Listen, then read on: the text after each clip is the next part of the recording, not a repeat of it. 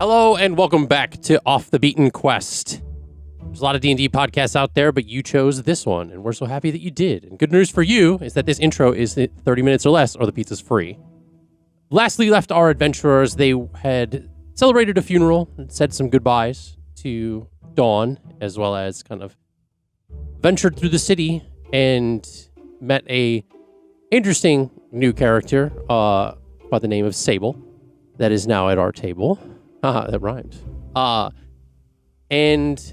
last we left our adventurers, Jax had an encounter with Vaughn and Denk, two changelings from his druidic tribe in the past.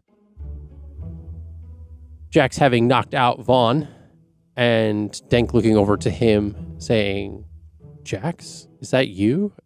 And that's where we left it as a cliffhanger. So without further ado, we're going to get right back into it. So you see Jax kind of going through this whole fight sequence, and these groups of people, there's a lot of people around you, so they're definitely reacting to a bit of this commotion and the things that are around you. And she looks over at him and he says, "Yeah, it's me." And she kind of looks confused. And she says, "You can talk?" And he walks over to her and grabs her by the collar and lifts her up off the ground. And she kind of pushes him away with her hand, and he says, and she asks, "What are you doing here? Where have you been?" And he says, "I left the Druids for good reason. I've been traveling with these people, and I've never regretted it once." She kind of scoffs and looks a little offended. You sure about that, Jax?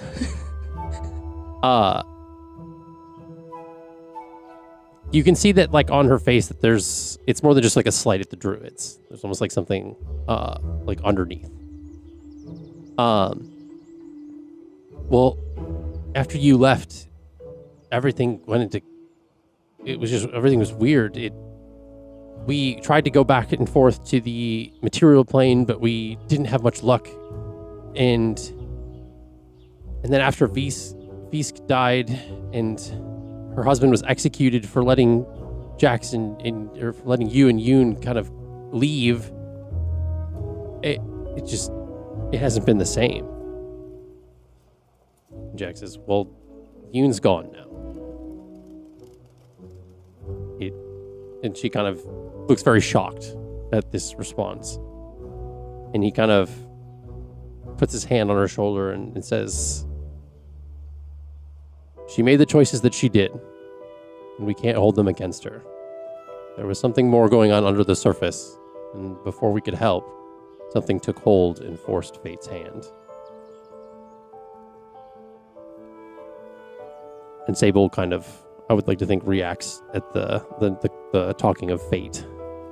And Denk reacts kind of, feels remorseful, the face, and pulls him in for a hug and says, "I know how much she meant to you, to all of us." And he returns the hug before Vaughn begins to get up from the ground. And he kind of breaks away from the hug and turns to Vaughn, who's kind of getting into Jax's face, and says, "Listen here, worm." And he says, "Do you want to try that again?" And Vaughn says, "I'll strike you down just like I used to." And he says, "You can certainly try." Eira, should we be doing something? We're all just Eira's got her bow. She's got an arrow knocked. She hasn't raised it. Yeah. But and people are kind of scattering away from this commotion now that's taking place in this area. I don't know if Vaughn sees that. And he has an additional threat to worry about. He says, "We're taking you back to the Fae. You give us a bonus to the things that we score here in the Ware. Verity draws her daggers. You think it's that easy to get back to the Feywild? And Jax kind of like puts his hand out to the four of you. And he says, I'm not going back. And I don't think that'll happen anyway. And then he kind of gestures to the four of you. He says, what you're going to do is you're going to go back to the Fae and stop coming back here. Vaughn looks down at Jax and says, now why would we do that? Well, it's a promise that I made for a friend without actually saying it out loud. That you guys are doing more harm than good. I'm not going to let this continue. He scoffs and essentially he kind of makes another attempt to kind of like grab Jax. And Jax like misty steps like to behind him.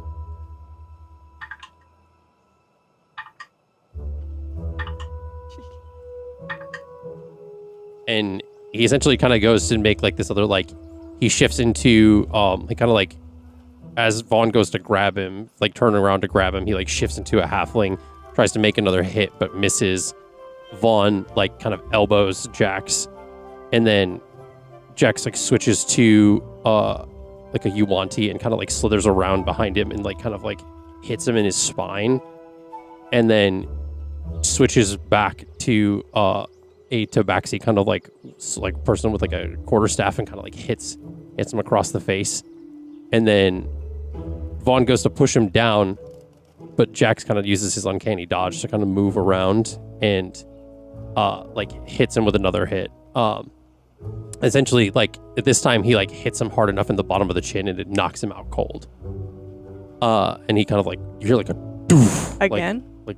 Like well he wasn't like knocked out. He had just been like kind of like mildly like stunned at that point, but this is like unconscious, like Mortal Kombat, like finish him. And then he grabs Vaughn by the hair and gets in his face, and he kind of like groggily comes to, sort of, and he says, take me to the Crossroads now.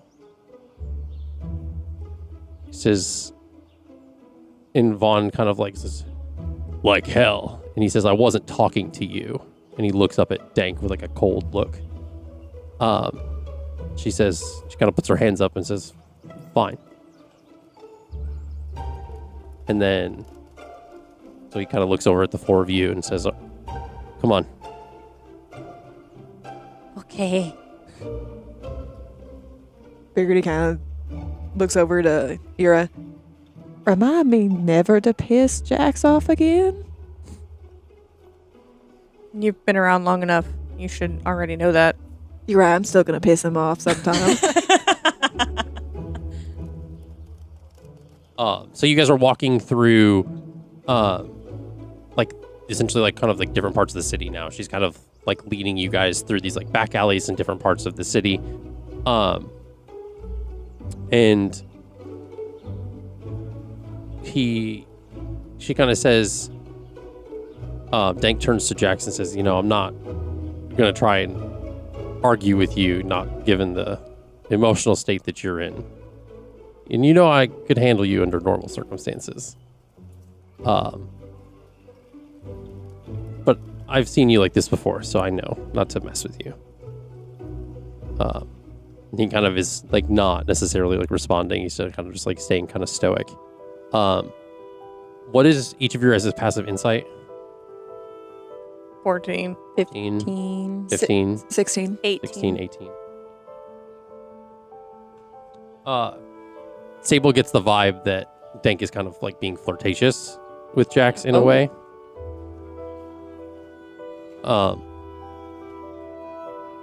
And like the you still have the tracker for your family that's kind of active. Yeah, is it getting closer or far away? Essentially it's going in the direction that sort of where you guys are, but not directly. So essentially like once you like one point you guys are turning this corner into like a different alley, and essentially the arrow kind of like flips. So essentially you guys are going away from it now a little bit, but you were heading in the similar direction. So you find yourselves kind of down this like back alley and a few different like alcoves kind of behind these like larger temples. Where you finally arrive at this spot that seems to be the back wall of like kind of like a massive like temple. And you see her kind of do this like somatic and verbal component that essentially this large kind of like blue door like opens up in the middle of the wall. Whoa. And this large kind of like almost like translucent kind of being that's kind of made up of like this like smoky energy kind of like pokes his head out from like the side of the like the blue doorway and says, "You all have made back hastily. Well, and these ones aren't welcome to come through like you are." And she says, "They're not here for that." Jax kind of had picked up Vaughn, who was kind of still very much out of it, and he's like carrying him this whole time. And he kind of like tosses him to Dank, and he says, "Spread the word that the material's off limits for now. And that if I have to," and he kind of points to like, he kind of puts his hand on the back of his neck. He goes, "I'll use this sigil to find you anytime you're here, and I'll send you back." She smirks and says, "You know, I never heard your voice before, but I like it. And I forgot how cute you were when you tried to get serious." And then she kind of takes like Vaughn into the portal, and it closes up as the two of them enter. I have a question. Yeah. So I'm assuming when Florenia had me come to the material plane, I didn't see like a Crossroads guardian or anything. No, I don't think so. Okay. Yeah, I was assuming because she's a god, like she just let me through. Like it wasn't like a regular circumstance. Okay. What, Jax? What was that? It's a fake crossroad. What just happened? There's a lot just happened. Yeah. I handled it. It's done. But that's a fake crossroads. It's essentially how people from my clan were able to get back and forth because they were able to navigate the different crossroads.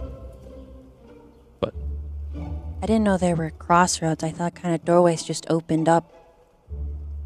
well, isn't that what you said your family came here through? That's the message you got, right? I think, well, they said they got to the material plane. I don't know if they specified like how, but it looks like a doorway did open up in what I saw. Let me look back because I remember the message. I think they did say was. They said Crossroads the Okay. Where. I Gotcha. think. I guess I didn't know what they meant by crossroads. Okay. So people can just like open these up? Yeah, it's Elliana. We got Mom is dead, Florenia, but we found Crossroad in the Where.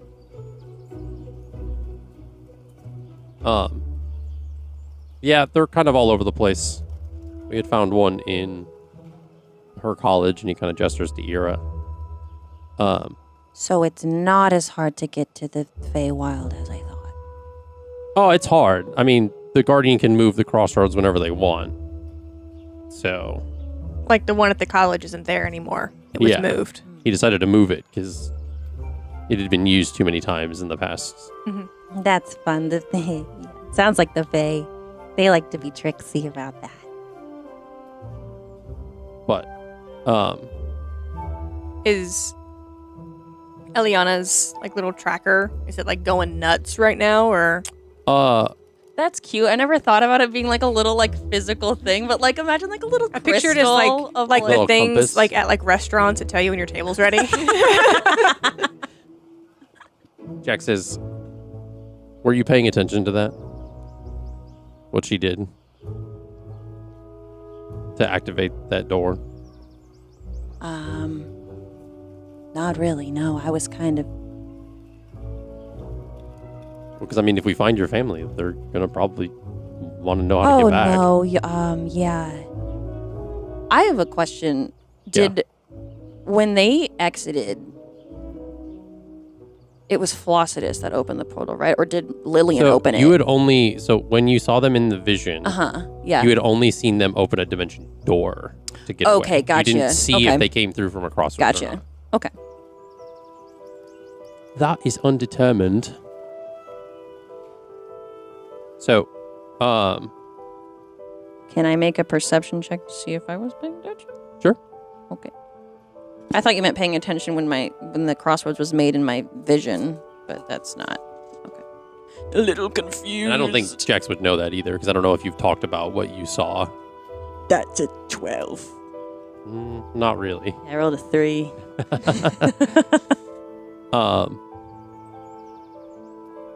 So essentially you see this like tracker kind of pointing off into a different direction as far as like where your family is. It's not like close. It's kind of off to the one side. Off the beaten quest. Bless. It's off the beaten path, that's for sure. She said the name.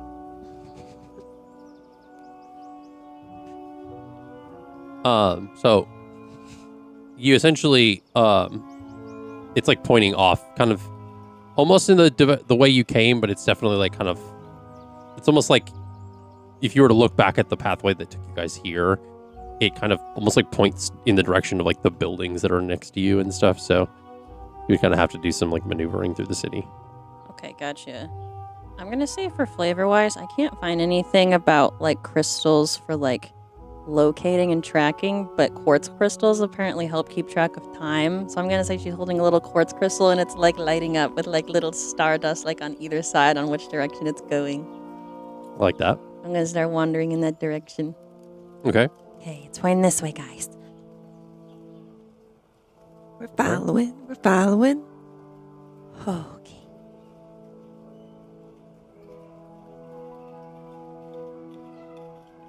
Elliana's like getting like nervous almost. Like you can see like her demeanor is like a little like. Is the thing that's pointing, is it like getting brighter? It's like we get closer to them? Yeah. Yeah, I would think it kind of, it makes like, essentially it's getting brighter the more you get, like the closer you get to something. It's taking you to the, kind of like in one of the, it's taking you to like one of the districts, kind of like the quieter parts of the town. It's very kind of farther away from a lot of the grand temples and the bustling markets and stuff. You guys are kind of maneuvering kind of back through Luare and then kind of off to one district that kind of seems a bit more quieter. There's not like a lot of foot traffic, but there's still like enough. You find you see that this crystal's pointing towards what looks like it appears to be nothing more than like an aging kind of 2-story like hall. Like it's like pale elder and cedar wood, tiled roof, darkened by time. It's kind of ornate wooden carvings worn by the elements, and there's an engraving above the door that depicts an ancient elder tree with twisting roots and the name, the Elderwood Athenium. Elderwood Athenium. Alderwood, sorry, I'm pronouncing that wrong. Alderwood Hey. Athenium. Pause, I'll take notes. As you guys approach, you can see that like the sign and stuff is like softened with age, that it's definitely been there for quite some time.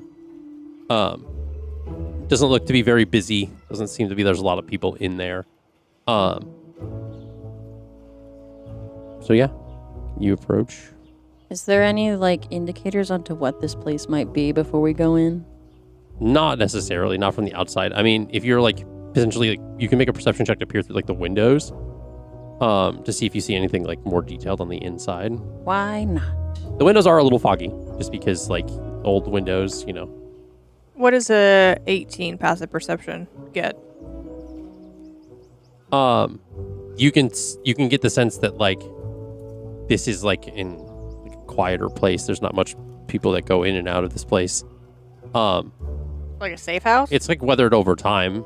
No, I mean there's still people like in this district, but not a lot. Like this is very much a quieter part of this place. What did you say you rolled? I rolled a 17. 17? Did anybody else roll? You can see on the inside that there's a lot of like kind of like towering shelves. It's like filled with some books, some scrolls, just kind of different kind of bits and bobs of different like herbs and things like that. It looks like essentially almost looks like an old study. Okay. Okay. And she's gonna like reach for like the door handle, but like she like hesitates. Okay. And then she opens it and walks in. Inside, the air carries the scent of like aged parchment, emberwood smoke, and dried herbs.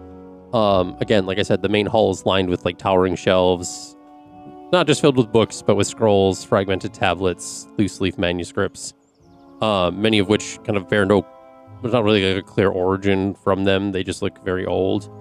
There's some ornate wooden desks and worn leather chairs arranged kind of beneath the low burning lanterns. It doesn't look necessarily abandoned, but it looks like as if people don't frequent this place a lot. You get the vibe that it's not necessarily a library or a school or anything. It's just, it could have been one of those at another time, but it's very much, this place is showing its age. That it could have very well have been, here as long as the wearer's been here. You see a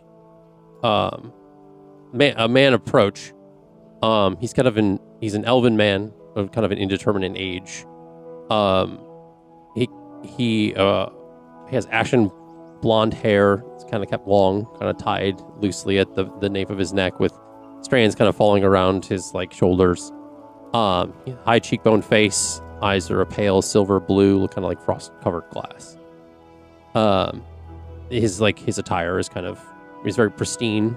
Flowing robes, kind of muted greens and blues, embroidered with intricate patterns resembling like what would be elven script. You would probably pick that up. You're and you speak Elvish too, right? Yeah. Yeah, so I would think Elliana would see that too. Does it say anything? What's up, guys? It's all like. Essentially, it's more of like, essentially the equivalency of like elven like words of like affirmation, or just like different like mantras and things that would be of like a scholarly nature, but nothing. Want to make sure he wasn't a bad guy. I mean, essentially, it's not necessarily like they make form like sentences or words. They're just kind of old symbols and different things that are elvish. He approaches you and says, hello. What can I do for you? What brings you all here? Hi. First of all, what is this place? This is the Alderwood Athenaeum. Essentially a place for knowledge seekers alike. I myself am a bit of a historian, but typically people that want to come find theology, philosophy, or just spread their horizons intellectually. Okay. And second of all, have you seen an Eladrin elf? She kind of looks like she's kind of like decaying a little bit. And he pauses for a moment. And says, I'm not sure I know what you're talking about. No elf with like blonde hair, like stringy straw hair. I mean, we've had elven people come and go before, but... Does she change like you? Does she have other forms she could be in? I mean, I've only ever seen her in her spring form besides her autumn form. She hasn't been in that in a long time, though. What about an Eladrin with, like, pink themes? I'm afraid I don't. Okay. Have you heard of someone named Lily? And at this moment, his, like a younger, kind of elven boy comes in, kind of the equivalency of like human years, like 13 or 14. He kind of has the same kind of like silvery blue eyes. They're a little bit more like youthful. His hair is like a shade darker than his father's, kind of a near white platinum, kind of falling straight past his shoulders. He comes in and says, "Father, is everything all right?" And he says, yes. These folks were looking for a group of individuals, but we haven't." And he's like still looking at his son. And he says, "We haven't seen anybody like that, have we?" And the son, kind of looks at you five, and then back up at his dad and says, "No, I don't think so." Is there anything behind that look? Yeah, Inside check. it's like he's telling the Can truth. you make an insight check? Yeah. All of us are like, this Tell us your fucking secret. boy is lying to us. An 11. It's not good. 11, 22. 22, I'm gonna add. 21. 21. I'm gonna add my wheel to this because I really want to know about my sister. I'm gonna add my wheel. Baby D-Tick. That is gonna be 15. 15.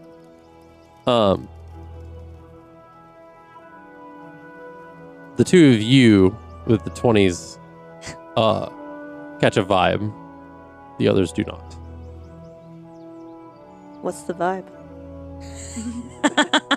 Oh, he's doing whispers. My first one. I don't think we've done this since we started at the new house. This was the case before that, but Eira still has her bow out. This comes fucking right. Well, Okay. she didn't know like Fair what they were enough. like. It's a trap. Like, is it a trap? Like, wait, I don't know. So she's just gonna kind of position herself in a way. Are you sure? I guess. I mean, I imagine Cole on Jax's shoulders, just like cracking his cracking his knuckles. knuckles. I mean, who are any of you? We don't really talk about. This is the sister and daughter of the ones we are looking for. And you see, My name is Elliana, if that makes a difference. like the dad is very much like, oh, sorry, they came to our aid and we found them in the city and they asked if they could find refuge with us, and we had to be more safe than sorry about who we let find them. And Do you see her? Well, Does she look like them? there's other Eladrin elves that exist. If You they're- can't always assume. But if they're your mothers and your sister, then like you probably look similar. Where are they? Facially structure-wise, a they're little, right this way, and he gestures you kind of like more inward, and you see like this set of staircase that kind of goes up what it looks like to like probably like the living quarters. And you follow behind him, and you guys end up like going upstairs, and you see kind of sitting in like the kitchen type area essentially is like both your mothers and your sister, and they're very much all alive. I'm so excited, guys. Like, I don't know how to interact with this. For those keeping track, Bo is put away. Do they see me? And yeah, and as you kind of get up the stairs, they kind of all get up from the table quickly, and they kind of like run over to you and hug you. Lillian's kind of hanging back a little bit, but the mothers, of course, are like very happy to see you, and they're kind of embracing you. You're okay. Oh, we're just glad you're all right. Yeah, And kinda. your Freona is kind of, she looks at you and kind of like puts her hand on the side of your face and says, "My, you've changed." Yeah, there was this whole autumn, the harvest festival in a place called Corson, right? Yeah. And I kind of was just inspired by the themes going on, so I changed. And there's a lot that's happened since I've been gone. But you guys are okay.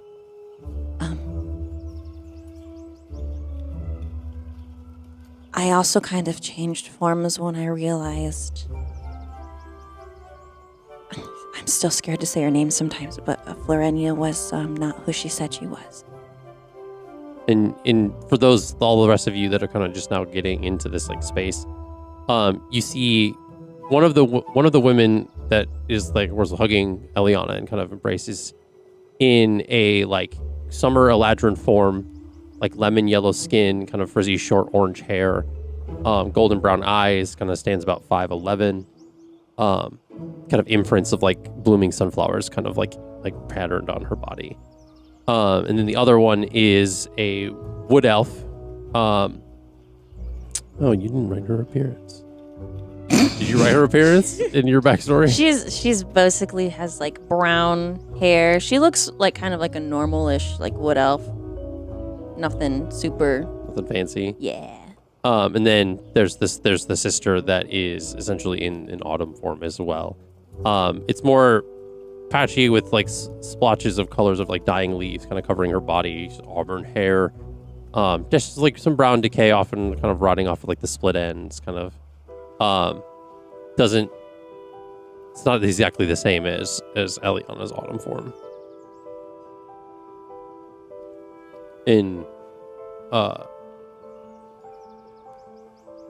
Gren says, well, that we can talk more about that later. We're just glad you're all right. She like kind of attacked you guys though. We Barely know. got out. But actually, no, they don't know because she was in Thanatora's form. So the way that you know Florenia to be, they That's did not true. recognize her as that.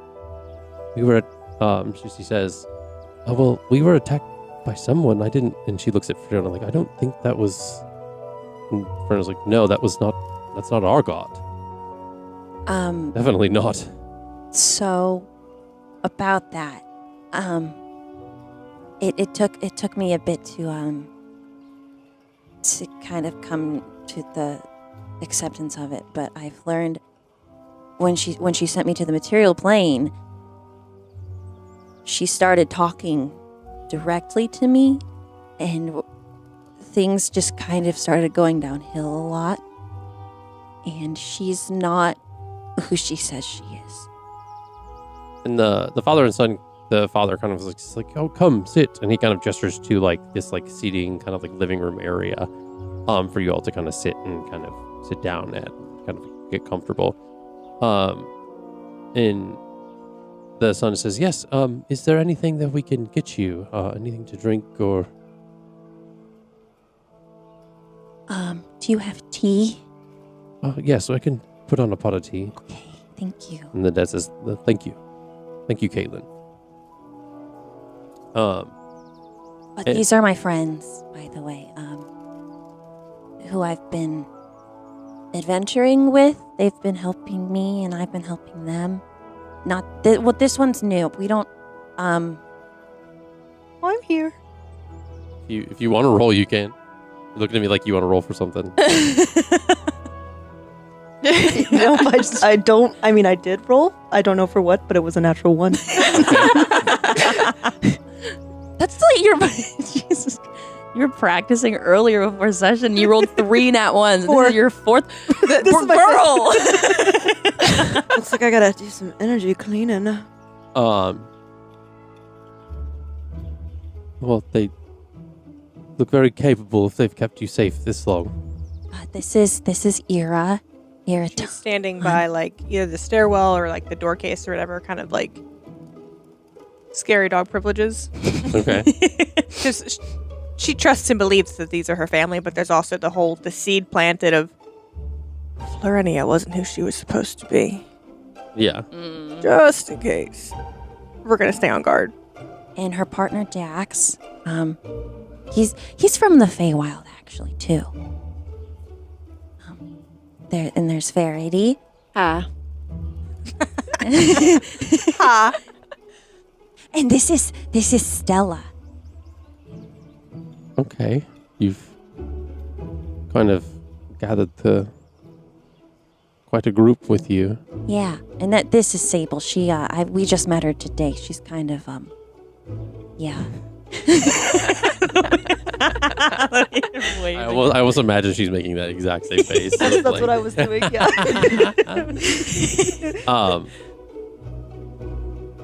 Anyway. Nice to meet you all. Yeah, I really, I know Florania was our everything, and our family has been dedicated to her for years. But she started hurting me, Mom. Hurting you how? In my dreams, I'd wake up with scars. That doesn't seem... And Fiona and Gren kind of look at each other. It doesn't sound right at all. I know. It was hard for me to realize what was happening. I didn't want to believe it at first.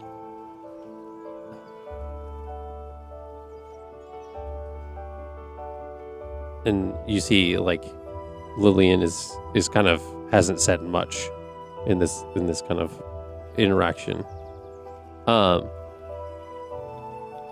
And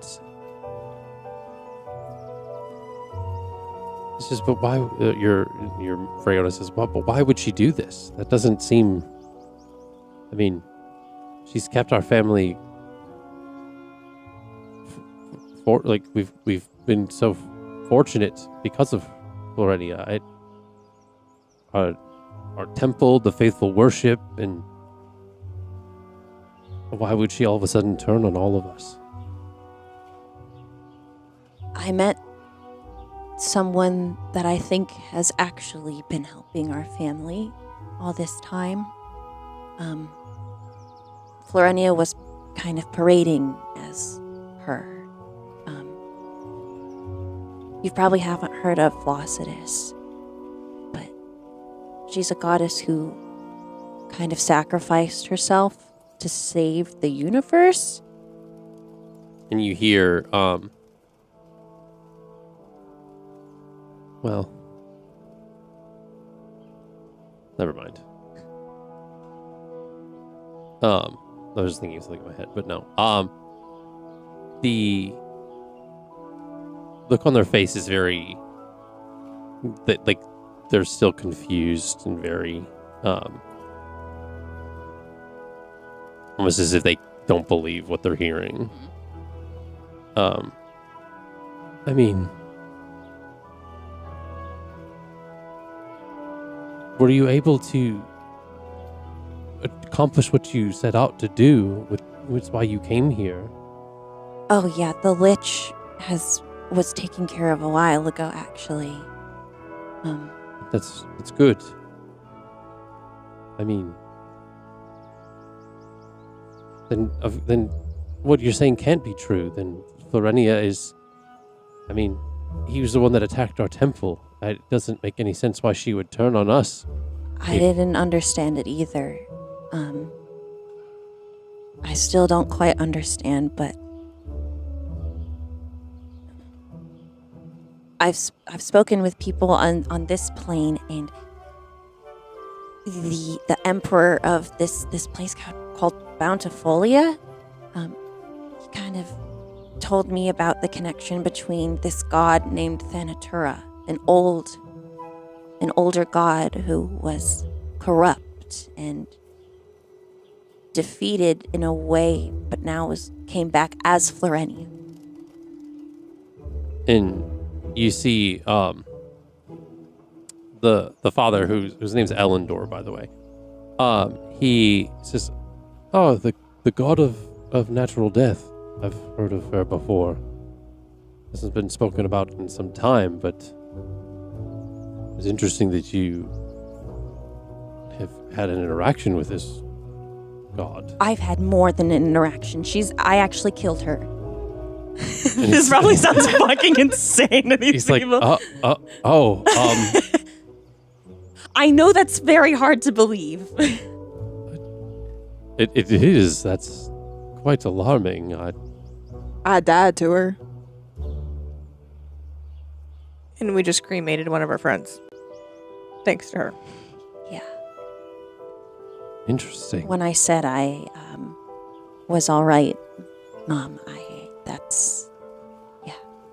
He says, "Do you mind if I make note of this?" And he kind of grabs like a parchment and like kind of writes, like he's trying to take take notes amidst this like kind of this level of just like, and you get the sense that this place, right, with all like the things you saw when you walked in, that this is very much a like what's the word for it? Like collective of knowledge, where like people who have knowledge and different things about philosophy and different like forms of study like come to share their knowledge and kind of like archive it here in a sense too.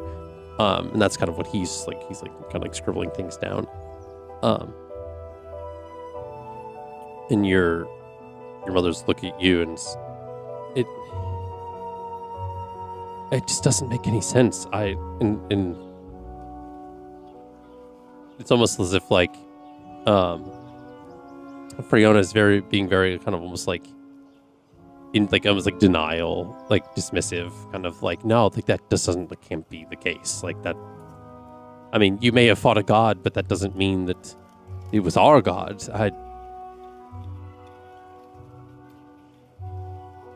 Well, I've seen what I've seen, and I've been through what I've been through. And I guess since you weren't there, it might be hard to believe, but I'm just telling you what I've experienced.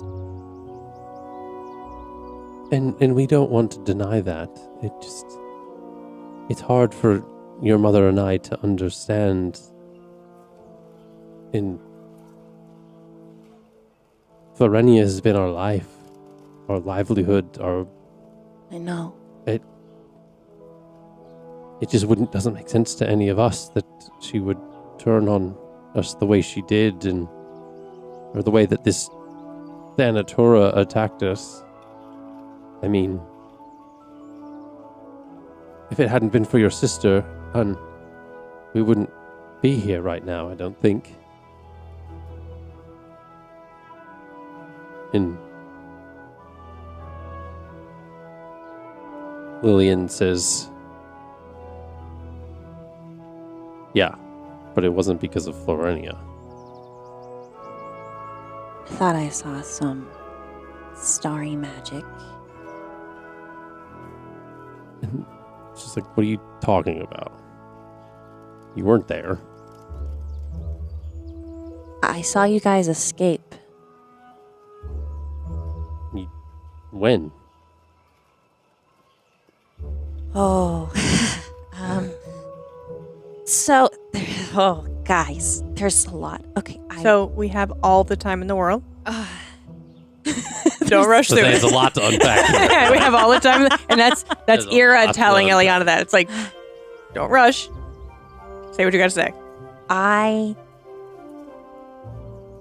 think Thanatura tried to force me into my winter form on a ship, and she kind of froze my body and sent me into a weird mind spiral, and my friends had to come out and get me. And in that vision spiral thing, I basically relived like 100 years. Was that like you said? It was like It felt like months. I relived months of our temple and our village being destroyed over and over again, with varying changes and degrees of me being successful in contacting them. And it flip-flopped between that and then the second attack. You guys, the village was attacked a second time, correct? Yes, but you had already left. I was there in ethereal form. Thanatura showed me what she was doing to you guys. But I saw you guys get out. She pulled your soul to the astral plane. We were in the astral plane. Yes. I think I can, with the stars, where else would we have been? I just don't. I guess I haven't done research on that. The guy who did the spell did say that he was helping us get to the astral plane. So that's Okay. confirmation. Yeah, so we had your body, but she was doing this, making you see things, because your soul wasn't with you. So I was transported.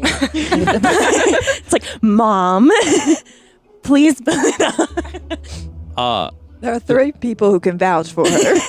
It points to Jaxira. I'm not crazy. What does Sable think of all this? Because you're hearing all of this for the first time of just how insane. Yeah, I want to this imagine. sounds. First of all, Sable wasn't paying attention. She was waiting for the tea, and then she started paying attention after Elliana was starting to talk about killing someone, a god, and Sable's just a girl. She's just a 29-year-old little human girl, so she's looking for exits at the same time. So if there are any windows, and then at the same time she's doing that, she's also looking at the moms. Is it 2 moms? Mhm. Oh, and the moms and the sister, and like with the whole, everyone that's there, and just kind of figuring out if there are people that are going to be kind to her because she's been kind to Sable. Yeah. Because she doesn't know who they are. She calls them mom, but it's like, Yeah. yeah. Okay. But that's all she's doing. Waiting for Having tea. doubts about joining the party.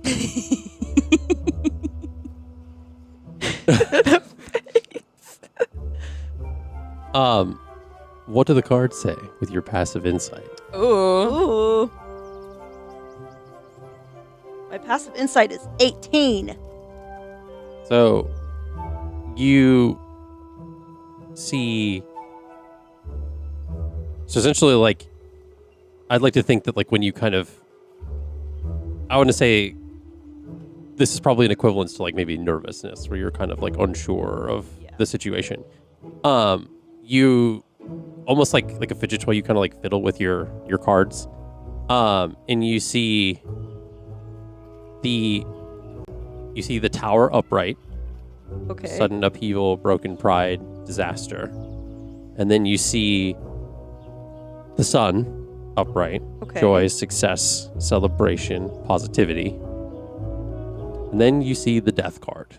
Oh, son of a gun. End of My cycle. favorite. I love the death Beginnings, card. change, metamorphosis.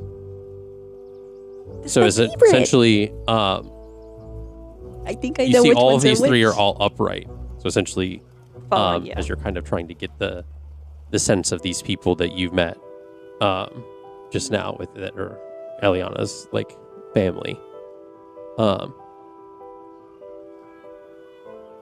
And then you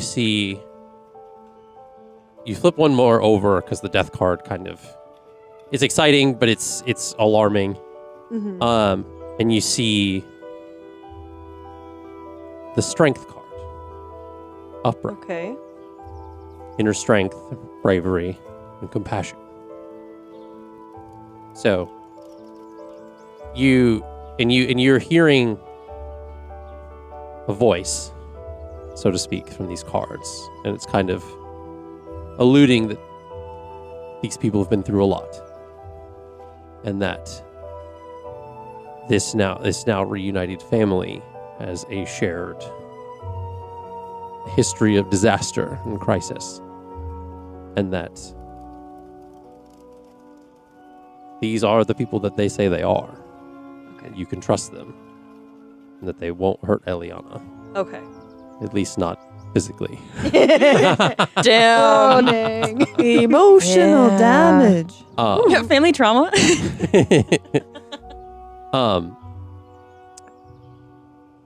But as the conversation with your mothers kind of continues, they are very kind of bewildered by all the things that you're saying, as far as like what you've been through, the fight, the astral plane, all of those things. Lillian's interest is a little piqued, all things considered. But nonetheless, like, you get the sense that Freona, who, given the, like, who you know her to be, isn't taking you seriously in a sense. It's almost like a child telling like tall tales. Yeah. Like kind of almost like, how am I supposed to believe this kind of thing? Whereas like Gren is much more trying to empathize and understand, but is still very much doesn't know, like couldn't even possibly like fathom like the things that you're speaking of. And so Freona finally says, and then like the sun brings over the tea kind of amidst all of this kind of like almost like awkward silence. Like there's like this level of kind of like awkwardness between what you're telling your mothers and what they are trying to wrap their head around. And he kind of like sets the tea down and kind of breaks this like weird silence. You. I forgot about Thank your you so fucking much. accent. I forgot about your accent. You're welcome. So what kind of tea is this?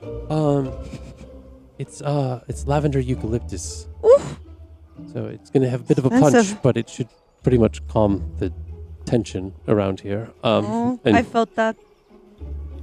yeah, and he kind of like sets the tray down and like hands glass like teacups to people and stuff, and kind of like goes back over to where his dad is and is kind of like looking at his dad's notes and kind of like interested in what he's writing down and stuff. Lillian, how did you learn how to do what you did? Do what?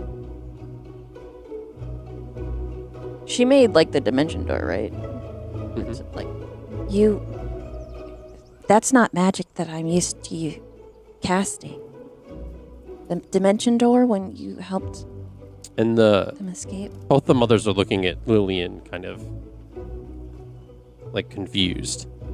And she's like, looks at you and like, I don't know what you're talking about. Almost as if you get the vibe that like she hasn't potentially told them about this or where it came from.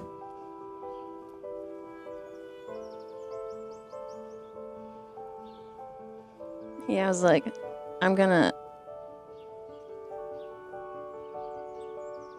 she's going to swirl her hands just like in the air, and little starry like particles are going to float around, and she's going to take on her starry form using a wild shape, and she's going to take on the chalice is going to form behind her, the constellation of the chalice. And you see your mothers are kind of taken back by this like display. Lillian doesn't seem to be fazed. She almost isn't surprised at all. Or at least surprised by the magic that you're doing. She's probably surprised that you're doing this magic, but she's seen it before. Or understands some moniker of it. This is not Florania's magic, Mom. Gran, do you have your crystals with you? Yes. And she kind of like pulls out like a small pouch and hands them to you. Weigh the energies of these, and she places one in each of her hands. Mm-hmm. So this hand's gonna represent Florania, and this one's gonna represent my goddess Flossidus. Mm-hmm. You're like, Mom, my goddess is Flossidus now. I know you might be freaking out about that. And you see this like very much like face on Freona. But you can tell the energies of them are very different. One is very positive, one's very negative. You can weigh them yourself to see. She's not wrong, dear. It still doesn't... What you're talking about is blasphemy, given our family, and I don't...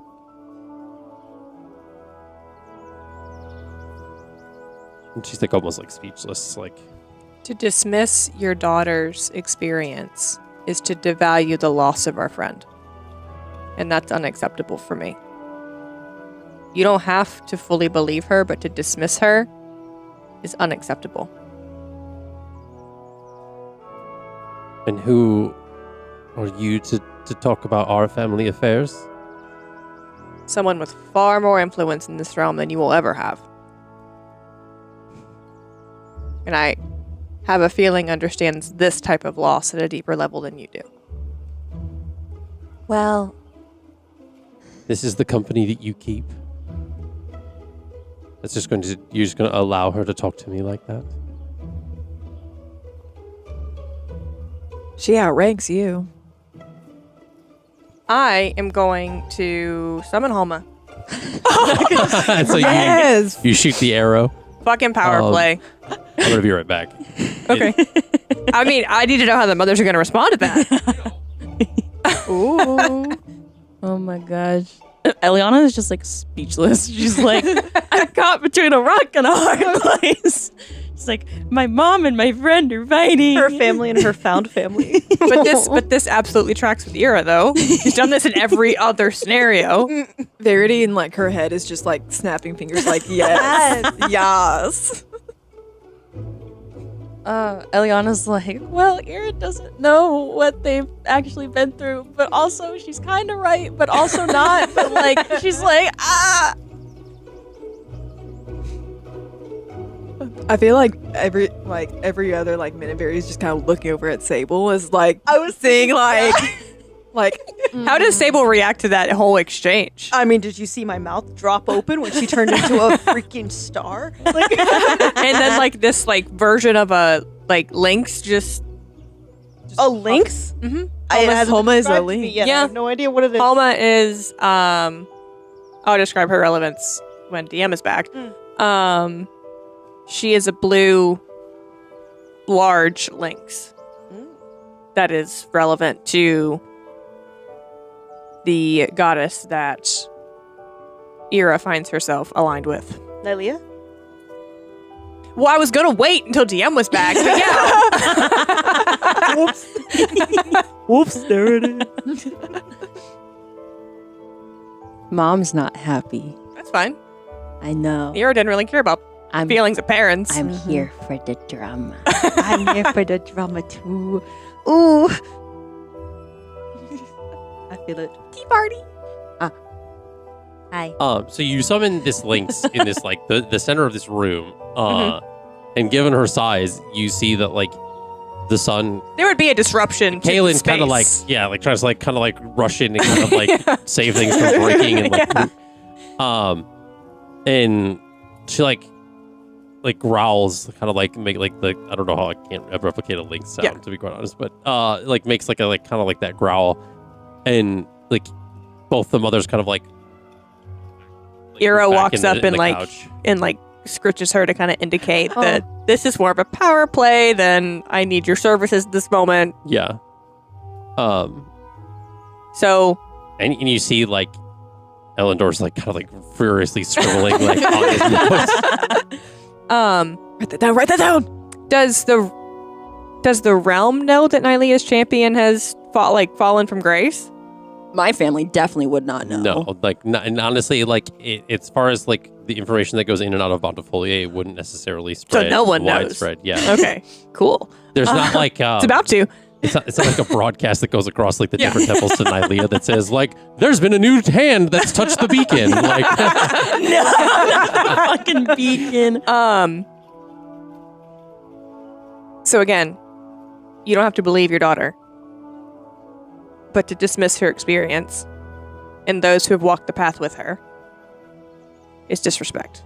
We also don't have to threaten my mom. Oh, I'm not threatening. I'm proving a point. it's If not. I wanted to threaten, Halma would be in her face. It's not dismissal. I don't believe it, and I'm entitled to my own beliefs and emotions. Yeah. Just as much as I can't dismiss hers, you can't dismiss mine either. No, I just watched almost everyone in this room be killed. And that very well may be true, but I've watched everyone in my village almost get killed as well. Yeah. And that wasn't by By- some god that I have led my whole life. Well, it was.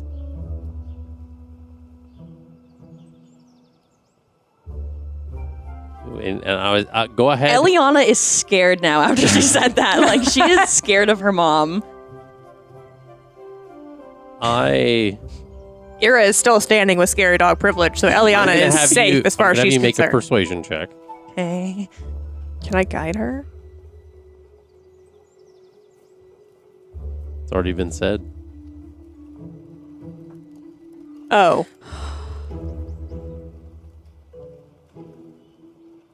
Why didn't you gonna make her do a check? You have a wheel, don't you?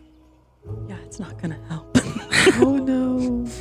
I'll use it, but it's not gonna help. While this is happening, Verity looks over at Sable's like, the tea. The tea. Honestly, this tracks. It's gonna be a 5. It's gonna be 5. I rolled a 2 and then a 1 on my wheel. You have a +0 to persuasion? I have a +2. I want you to roll a history check.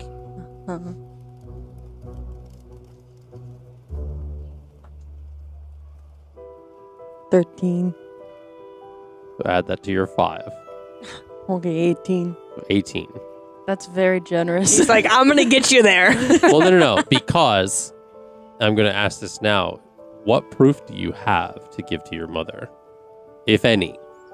Books, ways to show her a memory, anything like that.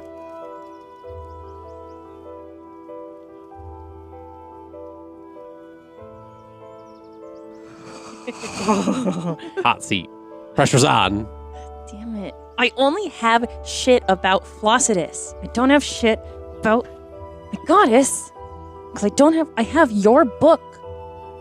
No, your My book. Your It'd be her book.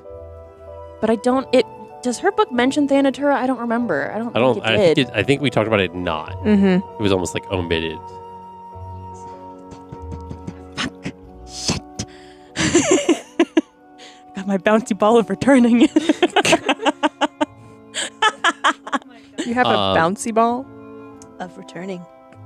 I honestly, I don't think I have shit. Do I have spells that can help me with this? That's what I was going to say. Probably Do you have any not. spells that share memories or Probably can not show that I have them? prepped. Fucking Skywrite. None of these are going to help me. Does Sable have anything? Do you? Probably not. But Probably not, but Sable will. Never mind. Yeah. she could explain her terror spread, but you know. Oh, you technically do. I do. Like, Mom. You did it before. The zone of truth! Zone of truth! The zone of truth! Zone of truth! So you can use this persuasion to remember, and especially the history, Yeah. remember that if you don't have anything that can prove that Thanatura is what existed, you can prove that you're telling the truth. And you First- remember that Sable had cast that before. But you're welcome to try something else if you have something else in mind. I'm gonna what if there was some sort of magic that could help you see that I'm telling you the truth? That this all happened. I mean, I guess. I don't. Hey Sable, you know that really cool spell you did earlier today? Yes. Would we be able to do that again? Oh, free tea. Sure. And she's gonna. What'd you say? Free tea. Free tea? Free tea, sure. I'll accept a spell for it. So Everyone has it's to make a charisma check. everybody has to make a charisma. Is it Christmas saving throw or a Christmas check? I'm gonna choose to Save fail. of 16. I'm just choosing to fail. Okay, Jack's So I best. have to. What do we have to? 16. Okay. 25. 18 without my additional. Everyone's like, I want to fucking lie. And Elliana's like, I'm failing it on purpose so my mom believes me. Perfect.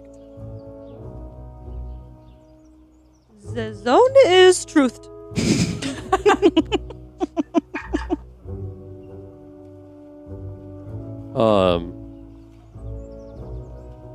So let's see. So I've rolled 5 d20s, 3 of which failed, 2 of which succeeded. I'm confused. Why are you rolling that many? Because of the boy and the dad. The boy, the dad, Oh and the my 3 family God. members. They're there too. You're so Now, this is where we're gonna have fun with this. Oh, I need you to give me a number 1 through 5. 3. Okay. Gren failed. Give me a number. Give me a number 1 through 5, and you can't say 3. 5. Okay. Lillian failed. Okay. No, can't say 3 or 5. 1. Let's do all evens. I mean, all odds. Don't look at me. Oh, shame. Freyona passed. It's fine. She doesn't need to tell the truth. I just need to tell the truth. It's not to roll to believe. It's to Yeah. roll to Yeah. lie. Now, hold on. Let me decide something. Between the sun and the... What is that? The coin flip. Okay. I'm not going to tell you the other 2. Okay.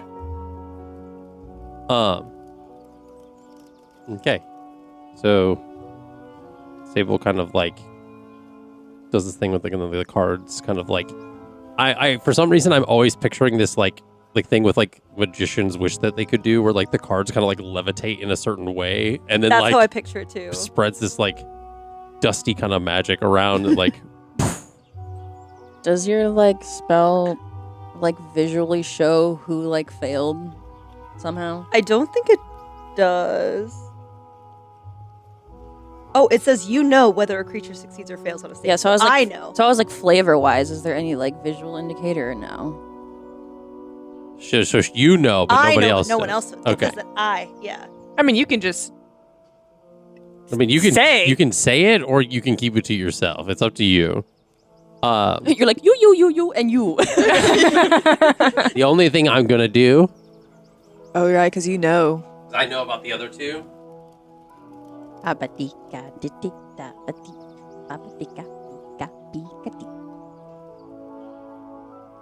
you see that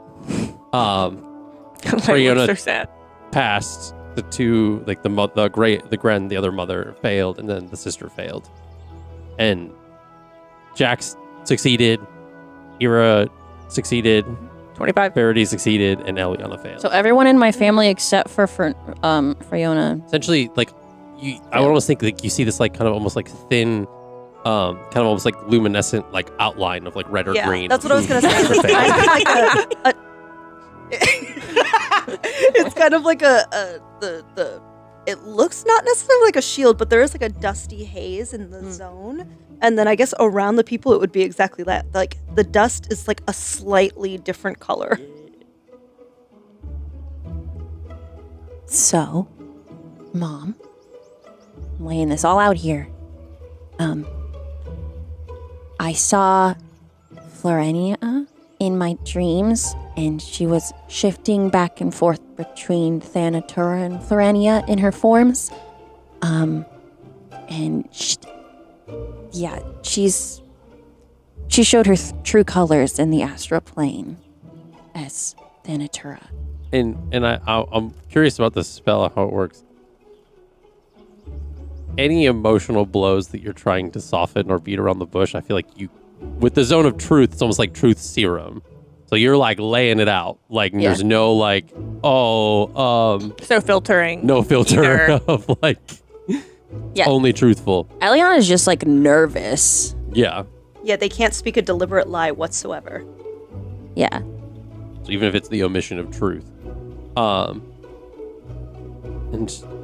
she says, am I supposed to, is your friend, and she kind of like points to Sable. Like, I wouldn't call us friends yet. Aw. Aw. That's sad. I'm still learning about her. But she says, your friend, did she do something that's supposed to make me believe you? Yes. And what would that be? I made it to where she cannot utter the lies. Okay. I can. She can't. And you see, Grin says, I believe her, Rihanna. Sable, kid, did she pass? Sable, was she under your spell? What color is she? She's red. So she failed. She speaks the truth.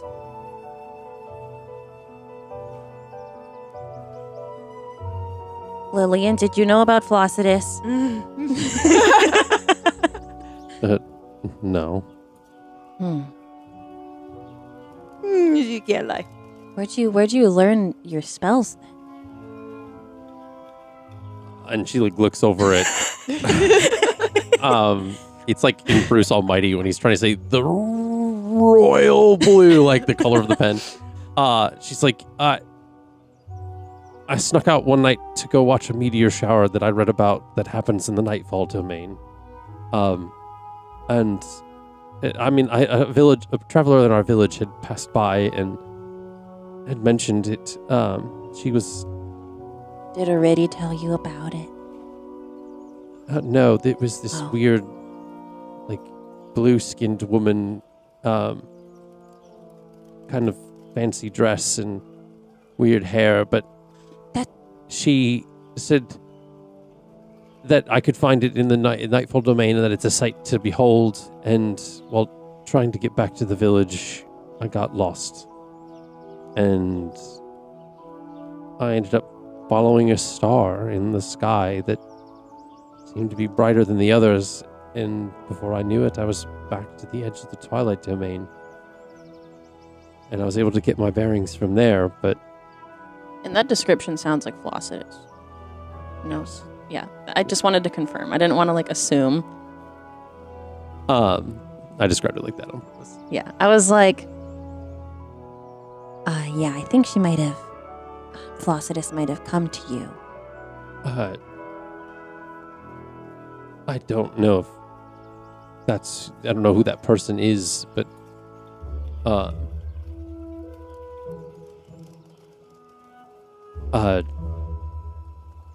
She's the goddess of... Well, she split herself into the stars. So if you were following the stars, that would definitely be her helping you. Well, it made me curious about the stars, and so every so often I would... And she again looks at, like, the mothers, and I would sneak off to the Nightfall domain, and I found a book that I began to just practice from, and my magic started to be able to channel in a different way. My druid craft kind of changed.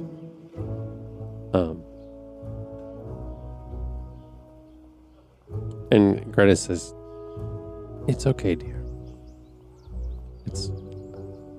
I had the feeling that something was different. And I knew about you sneaking out and didn't tell your mother. And then she kind of like covers her mouth, and Brian was like, Gren! It's okay, Gren. What other lies have you all been keeping from me? Oh. And I suppose I'm supposed to just change my whole worldview because you're telling me the truth, that you killed a god somehow. Wouldn't that be chaotic for the world? Wouldn't that cause everything to fall into disarray? Don't know We haven't gotten there yet. It was last night. We've literally slept once. We just woke up from all of that. If you want more information, though, there is a Temple of Flossidus here in Luer. I'm looking to go there very soon. I was going to go there after I found you. And if you wished, you could attempt to commune with her. Get answers yourself. She kind of helped me take out Florenia. I don't know if that makes things much better. Well, let's be very clear that Florenia wasn't Florenia. Yeah. She was Thanatora. Uh-huh. She was impersonating Florenia. I mean, don't know if I'm ready for all that. I mean, been hiding out here for a few weeks now. Weeks. No one here is going to cause you harm. I mean, you did kind of put a blinks in her face. This table, Halma's like, And Gren looks at Sable and says, and she kind of points to Eira in like the doorway of like the room and says, "Is she telling the truth?" I passed. You can never tell. Thank you. I know it's a lot. Eira can tell you I was kind of in denial about myself for a few weeks.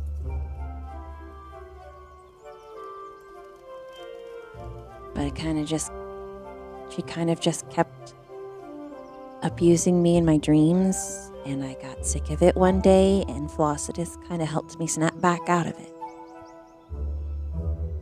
Trust me, you don't wish to wake up in a tavern far from home and see your friend come downstairs covered in bruises. I would certainly not.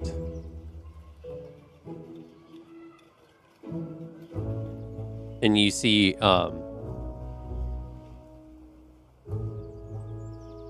Lillian say she's telling you the truth about the stars, at least. And she kind of does, like, she casts like druid craft, but she kind of does it in a way where she kind of makes this like light in her hands, and it kind of resembles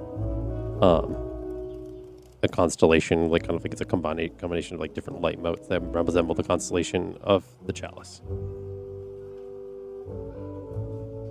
I know she doesn't want to, but I'm going to go up and hug my sister. Does she stand there like vampire sign? Yeah, she's like, what are you doing? You almost died. I missed you. Well, And I if love I wasn't you. there, we wouldn't have died. But if you were supposedly there, why didn't you do anything? I was kind of ethereal. I couldn't really interact that much. Eira's just... They'd already been through it so clearly already. You draw your picture? These are people from a different world. They don't know. Her body over here. Wall. Her soul over here. Is Eira explaining it that way? It's like trying No. to draw on a chalkboard. But she's just like, and I would think by now she's like summon Halma away. Yeah. Oh, thank goodness. I'm like rearranging some of her leaves to like tidy her leaves up. Just like, stop. She's younger than you, right? She's older than me. She's older than you. Yeah. Okay. Yeah, she was older when... So this is very much like older sister, younger sister vibes. Like, stop touching me. Like, yeah.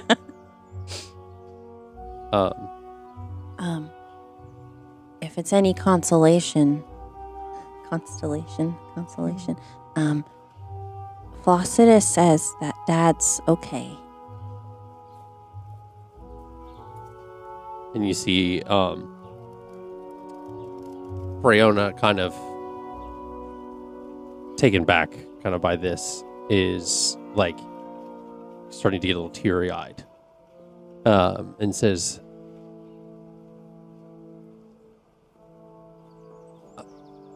how would she know that? Since Thanatura's gone now. Flossidus kind of also moved into the god tier of taking care of leading people after death. I'm not sure of how, what domain she has, but of a natural death. And you just hear from kind of farther towards back of the doorway, she what? It's Great Scott! it's taking more. He's had to get a separate piece of paper. She kind of filled that occupancy. Oh.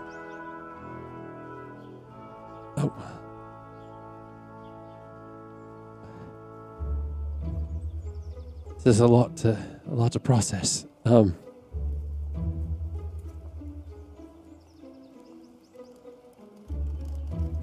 I guess I'm glad he's all right.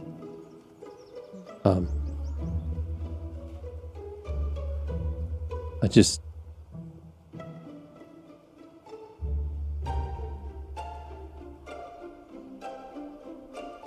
she doesn't know how to what to say. She's kind of very much it's very much like a shock kind of silence kind of coming over her. Well, we're safe now.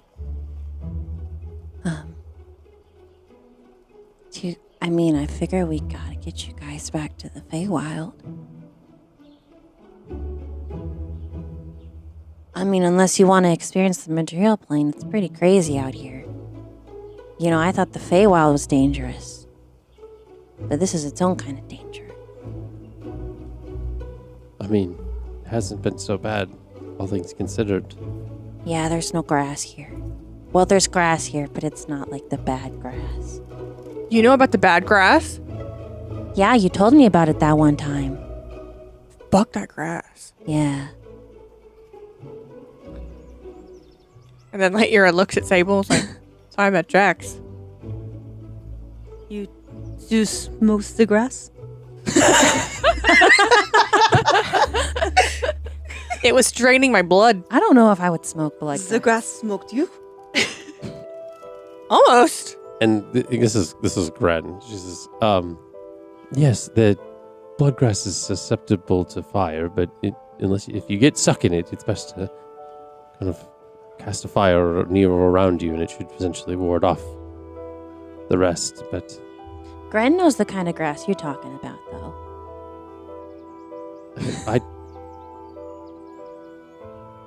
And you see she kind of stopped talking, and she's and because Freya is looking at her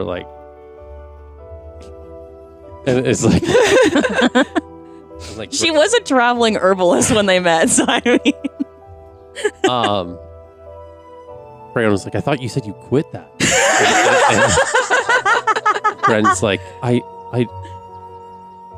only when I get stressed I have a small container of it, and she looks almost looks at herself what she doesn't know what she's saying. She's I have a small container of it that's on the bookshelf in the living room, hidden in a small wooden box. Lillian's Mom.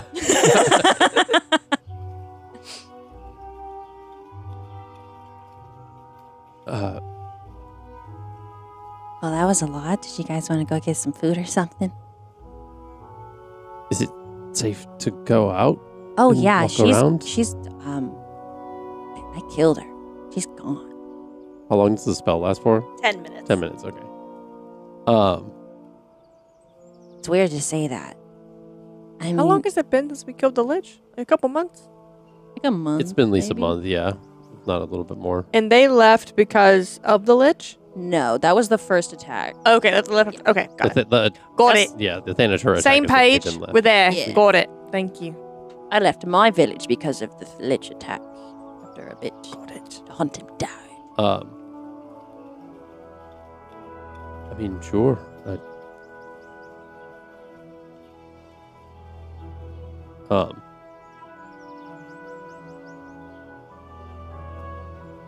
So, are you going to take them to go get food? I guess. Food then temple. That's good.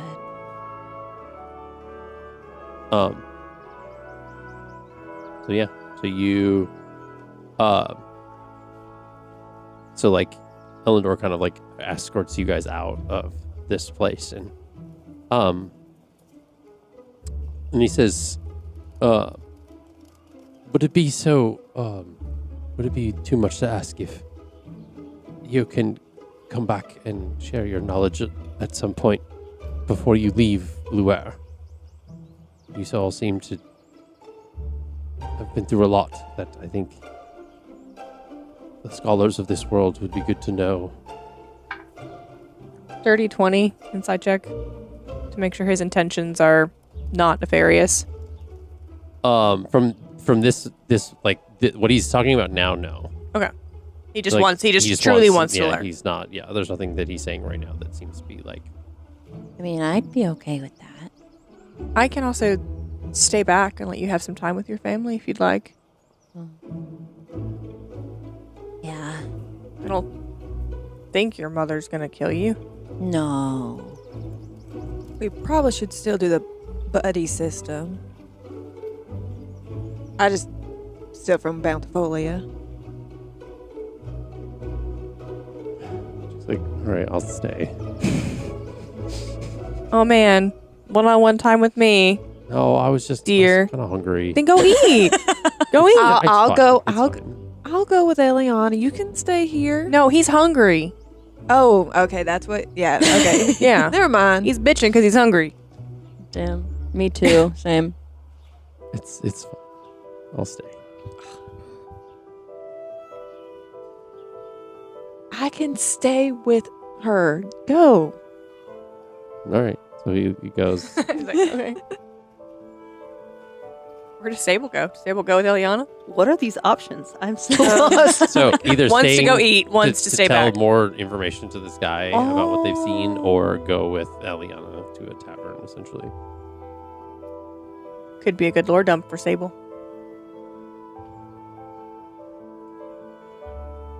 Learn a lot.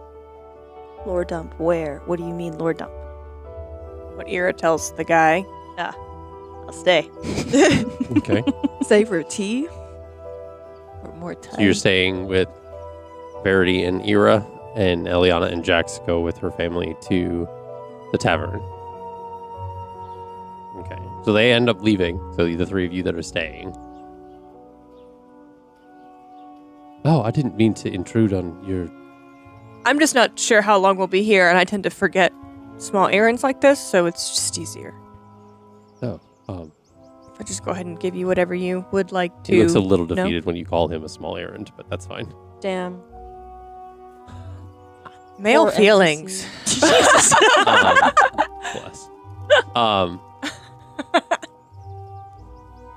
He says, so you guys kind of go back inside to like kind of like the downstairs, like the main hall area. And Allier's out. He's like, Mhm. he's been out the whole time. What are you doing? Just chewing on some dice. I was It's chewing fine. on it. I just look Dice over. are not a food group. I just look over at her and she just slowly takes the dice out of her mouth. Damn. So he says, I'm willing to hear anything that you would like to tell me. I think the biggest thing that could be useful is that there was a... What do you call them? A brigade of poachers. That's how I have this little one. His name's Allier. He'd been stolen from... And she's going to play it close to the chest because she doesn't want to be the source of a leak for Bountifolia. Mhm. He was stolen from his homeland in Bountifolia. I found him at the Dendanes, rescued him. Turns out that the head of the Poachers Brigade, I do not remember the name of what they actually were called. They were kind of shitty. The head was the former champion of Nylea. So I was tasked with taking him down. And then, you know, you saw Halma earlier. Hello. And Yeah, you heard note of the Lich. The Lich was tied to a former party member of mine. He had something called a Marian heart. What's your passive perception? 18. You see his fingers tighten around the quill when you say that. I said the Marian heart. Mhm. Yeah, my question was literally going to be, does he know what that is? Does he know what that is? Are you asking him that? Do you know what that is? I've heard tell of it. What have you heard? Just anything that many historians would know about the downfall of Mar and the connections they have to it. Like?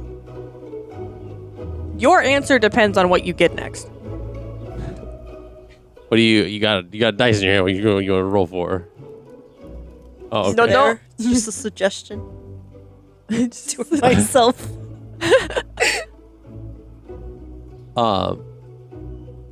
If there's something you want to roll for, you can let me know. Yeah. Do it. Let's go for it. What are you rolling? History? Insight. Insight? Okay. 18.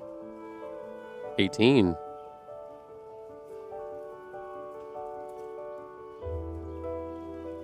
Is he scared of the heart?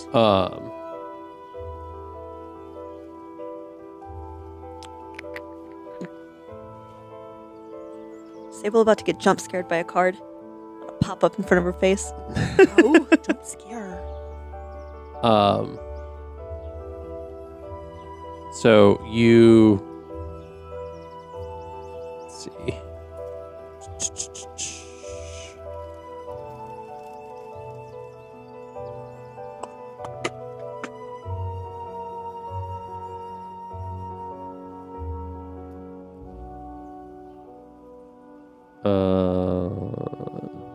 Gotta find the right card.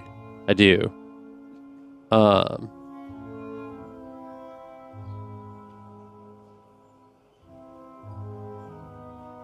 There are so many.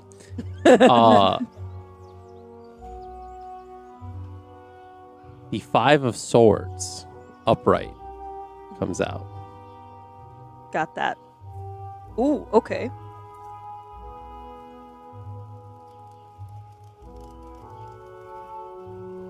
Sable's gonna keep that to herself and just keep looking at Eira.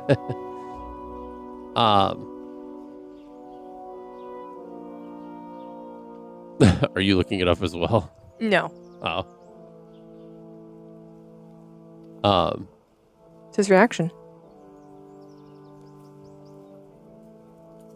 What was your question again? What does he know about them? Because depending on what he says, Well, he is what says she's gonna because say. I know what any historian does. That essentially, I know of their connection to the downfall of Mar, and that some of them are still in use today. But that's about all as I know. Do you know where any might be located? I'd be surprised if he did. Not really. Worth a shot. There's rumor that one powers the Shalestone College, but that's all that I've ever heard. That's considered less a rumor, more a fact, as I am also a student there. Oh. You can update your records to reflect that is something that actually exists. Okay. Also, I'd like to add in your notes about taking out the head of the poachers. She did chop off his head. Okay. Carried it around for a week, but I don't think that's relevant. She made it smell like blueberries, which was really weird. Blueberry muffins. Blueberry muffins, my bad. Yeah, Elliana was also not a big fan of that. Yeah. She made Eira put it Well, she away. didn't know if she needed it to prove to Leah that he was dead or not, so she carried it around until she got to a What temple. the fuck? It was fine. It's gone now. Yeah. I put it in a bag. Yeah, she wasn't just walking around with it So barehanded. eat it? I was for a few days, and then the Elliana was like, "Can you please do something with that?" And so I put it in a forgot bag. about that. Yeah. She asked nicely though, that's why I did it. Interesting. Okay. Yeah. What else do you want to know? I mean, I I mean, you seem to know quite a bit. I do. Anything more that you can tell me about anything, I guess. I'm not gonna... The adventurers are looking to build an outpost in Corson. Okay. Pontifolia is beautiful. You've been. I have. That's all I will give you, though. As the Emperor wishes to keep it private, I will just Fair say enough. it is beautiful. Fair enough. Did I see... Like, did Sable make that face? Huh? Yeah. She does. She's just a little lost. She's just a girl. Verity was going to say something, but she's not going to anymore. And then this one. Nah. No. No. If you're going to talk, actually, if you're going to talk about either or, no. Like, Eira's really like... She doesn't want to be like, oh, this is who I am. But also, like... doesn't want the story to be lost to history. Okay. Our friend that was lost, Lukiel Oliver, is believed to be a reincarnation of himself. When he was lost in the battle with Anatora, we brought him back here, or did our best to. And before we could even do anything to revive him, his soul had already passed on to the next regeneration Reincarnation, I think is Of what him- they said. of himself. So even if we wanted to bring him back, we couldn't. Lukiel Oliver that led the Aesimo Rebellion. The very same, just a different version. This one, I think, liked food a bit more than the previous versions. Really like Interesting. He loved food. He was also a fantastic lute player. Okay. He was from Cottageport. He's like scribbling all this down.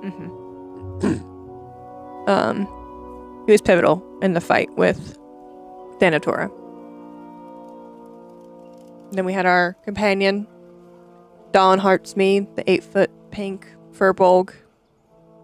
Loved ale. Loved to murder. Murder. Murder.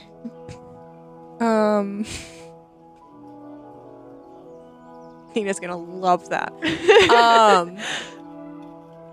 Yeah, then you've met Elliana, who came here and fought with us the Lich that actually kind of wiped out my last party on a boat outside of... Forget the city name, guys. Oromar City. Oromar City, there it is.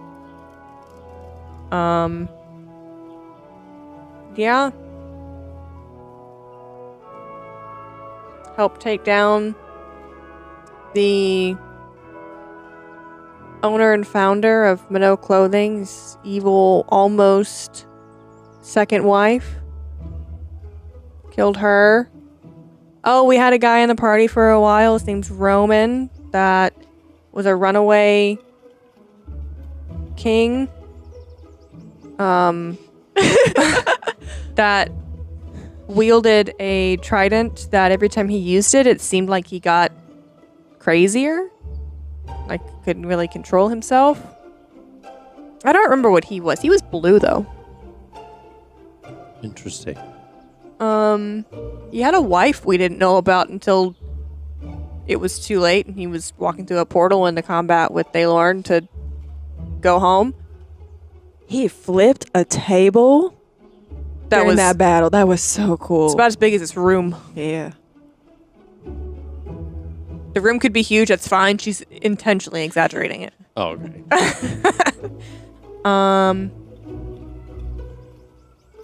Yeah. Anything else?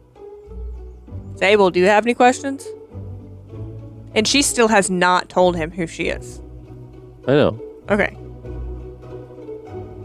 So many. It's okay. It's okay. It's okay. Too many. Eira is definitely gonna make fun of, like, or like mimic her. Yeah. Bully. I mean, you've been a wealth of information. I appreciate it. Not sure if any of it's worth knowing as much as it's just tavern chat, but Information all the same.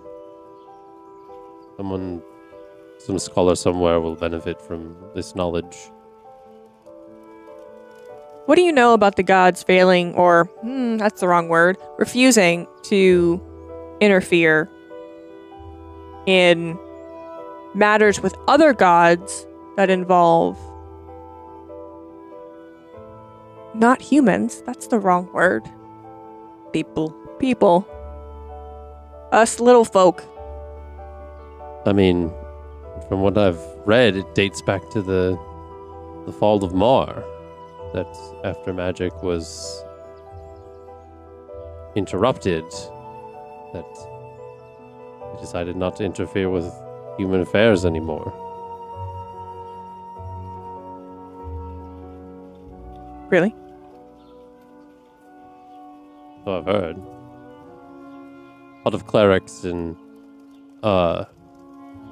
different worshippers alike still have their own connections, but as far as delving into bigger matters, they typically strayed away from it. Well,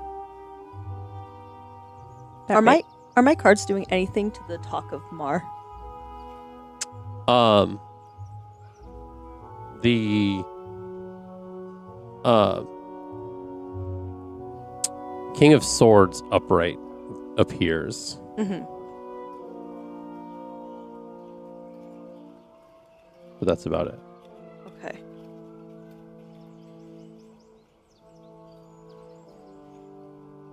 And then Ear's gonna look at Verity.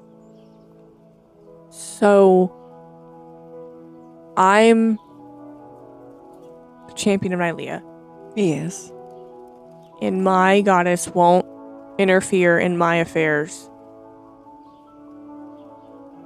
because of something my lineage did? You're a Marian. Why? She's so mad. I was like, fuck, I didn't mean to say that. No, that's not it. She didn't give shit that shit out loud. She's mad that Nylea didn't tell her it was her own people's fault. She can't get help. Are you going to talk to her about it? Probably. Nicely, kindly, respectfully. Please do it respectfully. Well, what's the worst thing that can happen? She's not a Thanatora. What's she gonna do? Stop protecting the cute little animals? I doubt that. I mean, She'll just have me beheaded. I didn't know there were many Marians left. Have you ever heard of Port of Mar? Yes, Iraton. Nice to meet you. I see. Not a princess. Well, if that's all the information you can share with me, I must be going. It is getting to that time, and I need to prepare supper for Caitlin. I appreciate your help. And he kind of rolls the papers up and kind of like files them into like the cupboards and the things, and he kind of he very kind of like hastily kind of like goes off to kind of like head upstairs. Goes. I rolled a 19 insight. He just seems in a hurry for whatever reason or another. It is abrupt, like his just disconnection. Kaylin's been downstairs, by the way, the whole time. Like he's been kind of like off to the back. Oh, when you leave a kid alone in a room for too long, and the parents like, "Fuck." But he's been downstairs with you all, kind of like as you were talking about this and stuff, and as he Elendor kind of goes upstairs, he kind of approaches the three of you and says, "If you truly are a Marian, leave and do not come back." And he very much like almost like pushes you guys out the door. Whoa, why? It's for your own good. And he shoves you so much that you go out the front door and he locks the door behind you. And that's where we're going to take our break. Whoa. So stay tuned. We will be right back after this.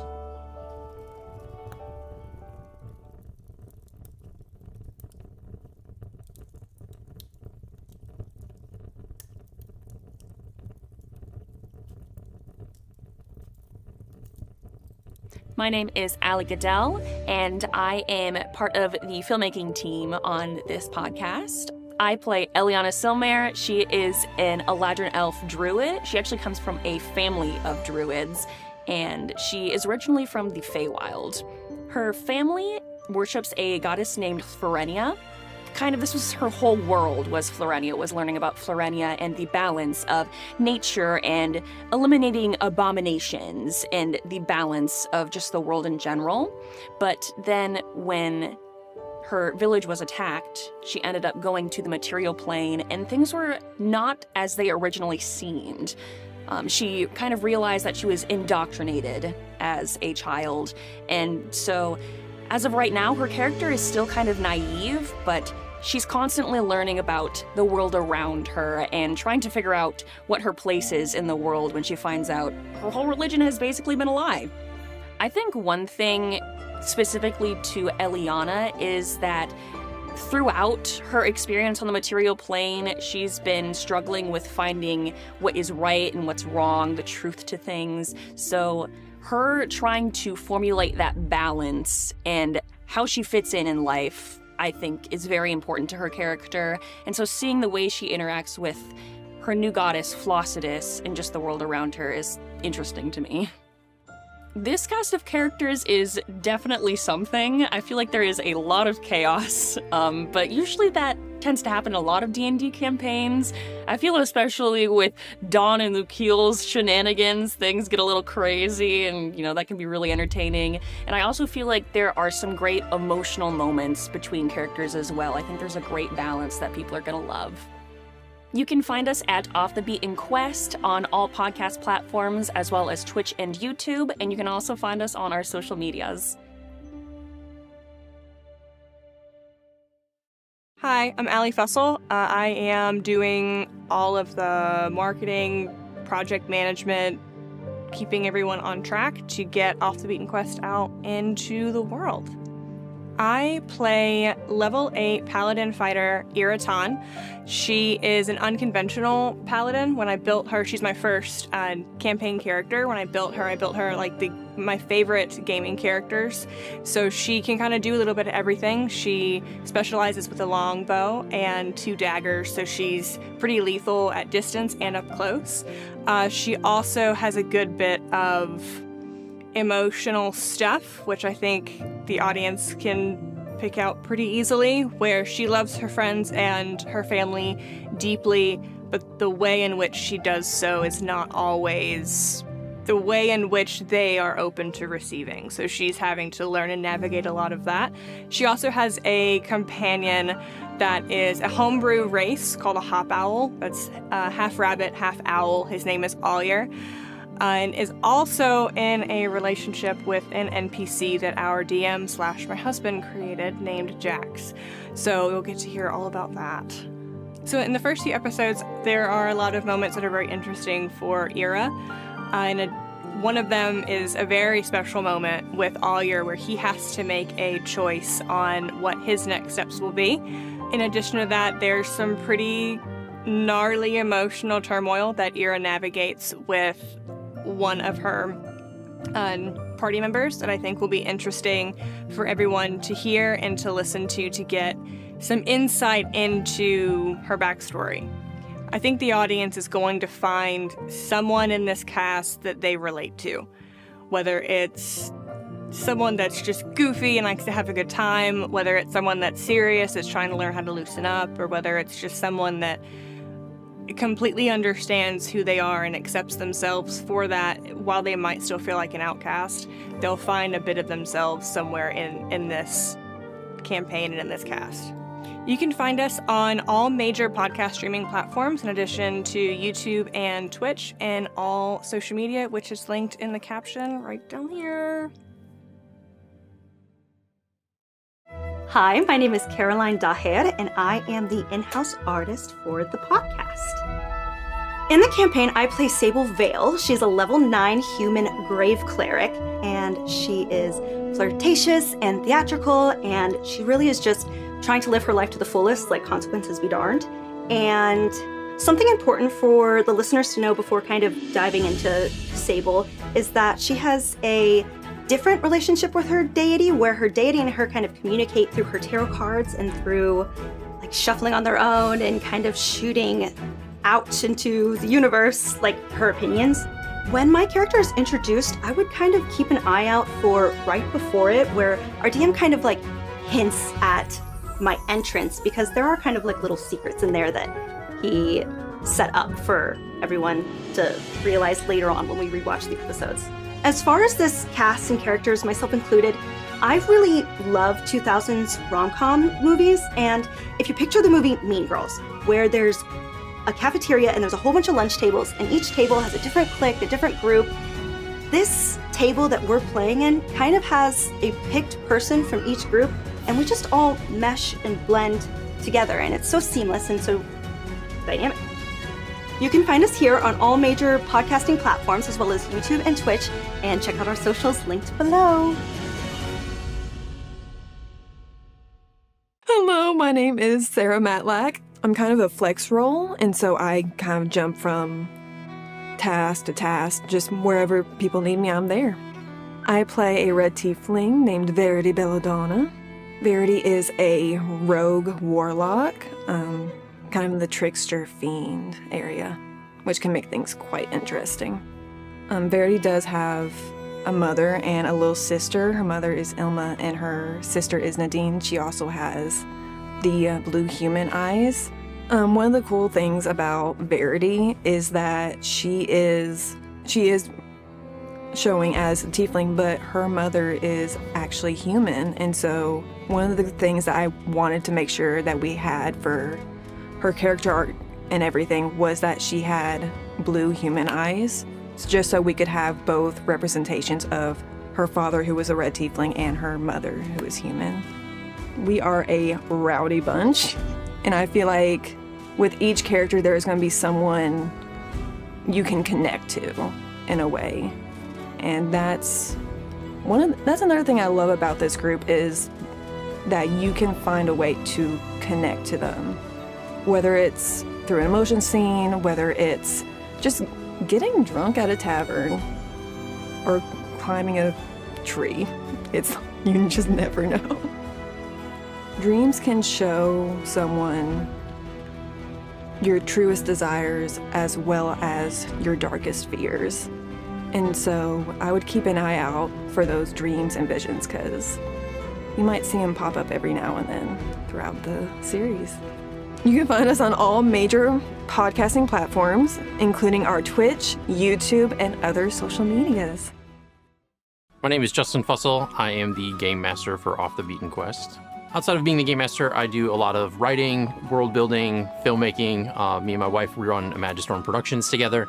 Yeah, it's been a lot of fun just incorporating a lot of the world building and writing that I do into this, building this campaign overall. It's been really interesting to kind of take the filmmaking background and kind of apply it to being a game master, because essentially a lot of like the players are the actors and you're setting scenes, and you kind of just let them freeform in the space versus just any like preconceived dialogue. So it's a lot of fun just to kind of see, you put the situations in their hands and just kind of see what they come up with. I enjoy playing D&D with this group because they're like my found family. It's been, I love everybody that sits at this table. It's been a lot of fun to just be able to kind of build this world with them together. A lot of the way I incorporate this with a lot of the players and the story and stuff has been a lot of collaboration, seeing how their stories intertwine with what I have planned and vice versa. It's going to be a very interesting to see how the people receive everybody. Everybody's got its own different flair, and the way that this team is made up of very colorful characters, I think everybody's going to love them. They're going to find something to laugh with and have fun with, and it's going to be really good. In the campaign, I play a lot of the different NPCs, of course, but the main one that I play is Jax. He's a fighter monk druid, and he came from a tribe of changelings that existed in the Fey realm and kind of had some backstories with different things and different interconnected characters. He's become a love interest and boyfriend of Eira's character. And if you want to know more about Jax's backstory and kind of how it's interconnected with the whole story, you can always check out the prologue. I chose to do a homebrew setting versus an existing campaign just because it was something where I could kind of really just expand and create a universe. I wanted to have something that I can build upon. I honestly like to be able to throw twists and stuff at the players. I think that's the biggest thing I think is really fun. There's a lot of ideas of what's going to happen, where things are going to go. Just as much as they can improv in a setting, I can do the same, and it kind of allows for a lot of really good back and forth. Definitely, if you've checked the prologue, there are some things that happen in episode 62 that is a little bit of an Easter egg that even the players haven't figured out yet, which has been really nice. But it's going to come back around eventually, and it's going to be a really big aha moment. But I think that's one of the biggest things to look out for. It'll be a very blink and you'll miss it kind of moment. But other than that, just being really on the lookout for a lot of just the backstory and the things that how this is going to be building up to as we get into the next arc of the campaign. So they can find us on any of the major podcasting platforms, as well as our social medias and Twitch and our YouTube. All right, welcome back to Off the Beaten Quest. All right, so we're going to pick right up where we left off. You as we're being rushed out of this, the Elderwood Athenium. Eira was being threatened. He said he wasn't being threatened. He was being protected. Do not tell her how to read a situation. Okay, that's fair. Inside check. Meanwhile, Elliana and her family and Jax Hey, Jax. just like tagging along, I guess. Head to the Gilded Ore Tavern and Inn. I guess while we're making our way there and like when we sit down and stuff, Eliana's gonna be like, so Jax is also a druid. By proxy. Oh, you're okay. It's complicated. Yeah, I could tell. Yeah. So you guys get to the Elliana like trying to bond, and Jax is like, yeah.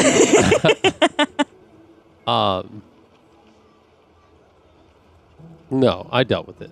It's fine. Okay. We're fine. Well, maybe I can, introduce you to some better druid stuff. Well, I mean, you've already introduced me to better druids. You and your family, I guess. Cool. We're getting intense in this tavern. Seems a little too intense. Let's dial that down. We're gonna dial that down real quick. Actually, I should probably put it into this anyway. Oh, that's nice.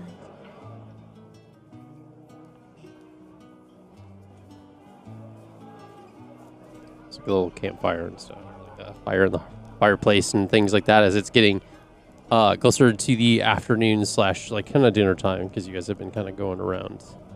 There's a purple tiefling here. The one that you saw before. Yay. Yeah. Yay. Don't look. Why are you looking at me like that? What? Okay. Bonk. Stop. This place is really nice earlier when we went, after everything happened. So, it's been a long day. Well, yesterday was a really long day. Today's a lot too, because, you guys are here, and I haven't seen you in a while. Yeah. It has been some time. But, again, I'm glad we've been reunited, and it has been a lot. But and she turns to Grant and is like, we're working through it. They're good, right? Are they, what's the vibes between my mom and Gren? Oh, they're fine. Okay. I think they meant working through it. Through yeah, I just was like... what's happened and like, what they've learned. Okay. So what does one eat here and the material? Is it different? I mean, there's like certain delicacies that you might find here, but it's mostly similar. They have Okay. like stews here. Last night we had like a pheasant, I think it was. And Jack's like, we had a lot of things. Yeah, we had like kind of like a whole assortment of food. Keep looking at me. I'm not there.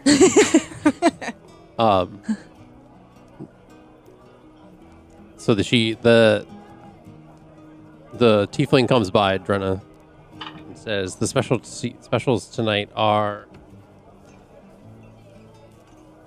chicken stew with chestnuts and cheese served with mulled cider. And no, he already did. Roasted goose with cheese Ooh. and pistachios served with a mulled mead. Okay. I'll take the chicken with the chestnuts, please.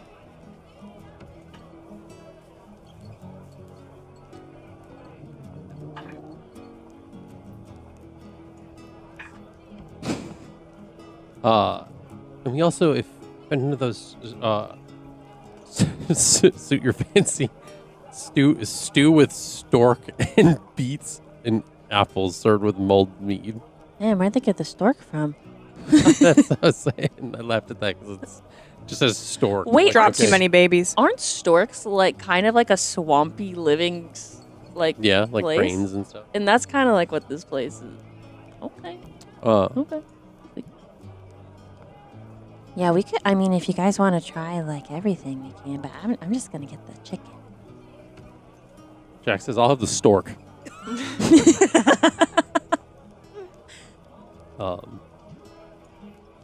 mean, we'll go with your recommendation, dear. Eliana's like not used to people like her family, at least like looking to her for guidance, and so she like is like, The chicken's pretty good. Four of those then. The barkeep's like, got it. And goes off to fill the orders.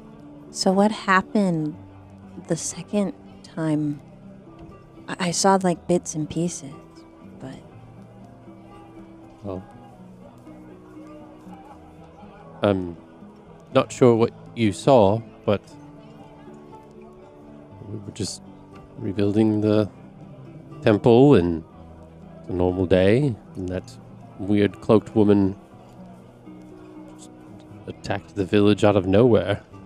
There's lots of undead and spirits kind of rummaging around and hurting more people in our village, and as if we hadn't been through enough. Thankfully, your sister was able to save me before I would have succumbed to the Thanatura. yeah.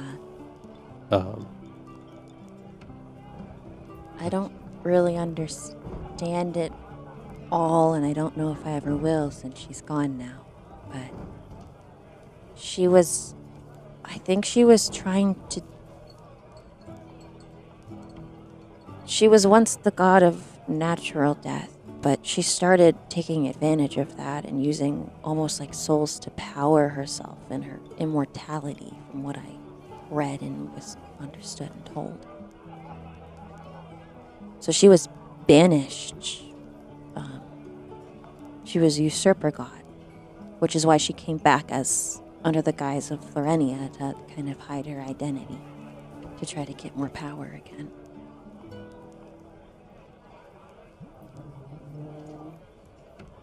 I know it's a lot.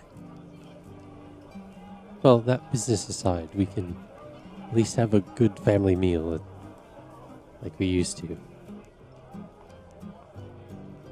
I suppose. Again, I'm not sure how to process a lot of this, but Well, I'm really not sure how to process a lot of it either, because growing up, you kind of like just didn't tell me about these things. Like, I wasn't prepared for any of this. I mean, how would we have prepared you? I mean, you kind of just... You didn't really teach us anything outside of, Florenia and the temple and family's worship. I mean, how was I supposed to know we were going to be attacked? I was supposed to prepare you for war. Apparently, it's kind of crazy out here in the material plane, too. People are dying, and I'm trying... It's a lot that I'm being exposed to out here. And I feel like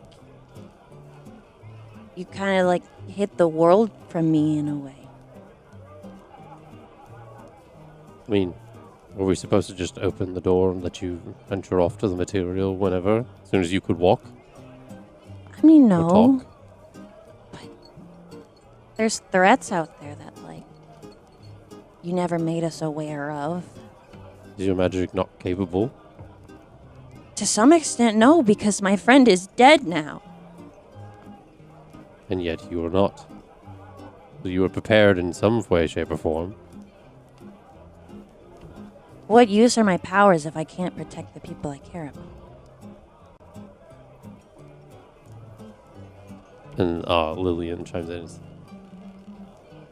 How are you supposed to save everyone? Apparently I can't. Why is that your burden to bear?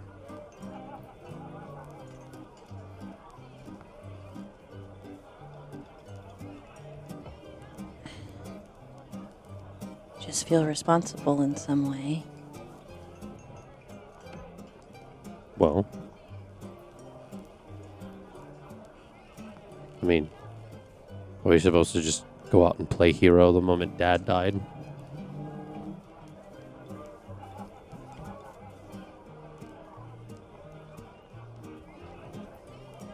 That strikes a chord in her.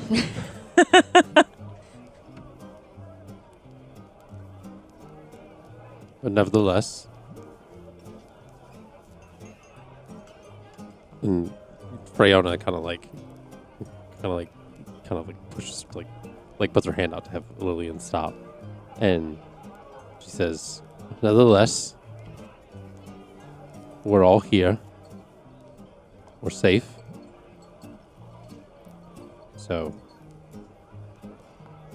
your mother's and I's teachings kept you all safe in some way, shape, or form, and you found your own ways as you grew older. Whether you kind of almost rolls her eyes, is whether you believe Florenia or Flossidus or fuck all, I do, we... Oh. We're all alive. We managed to escape whatever peril that ill-fated our family.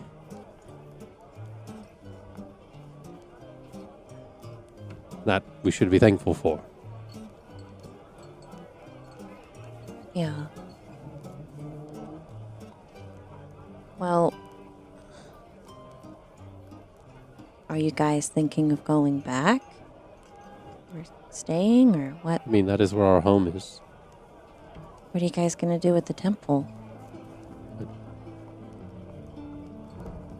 I'm not sure. I have a lot to process, and I don't know how our village is recovering from everything as we fled.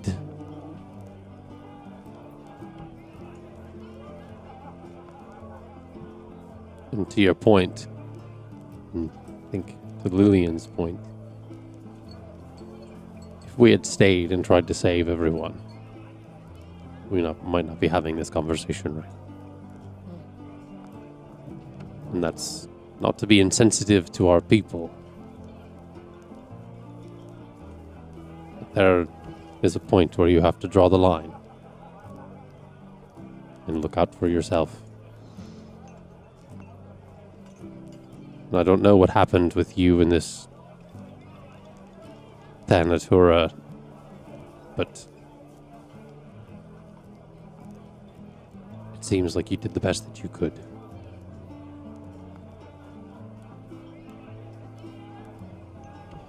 Sometimes we,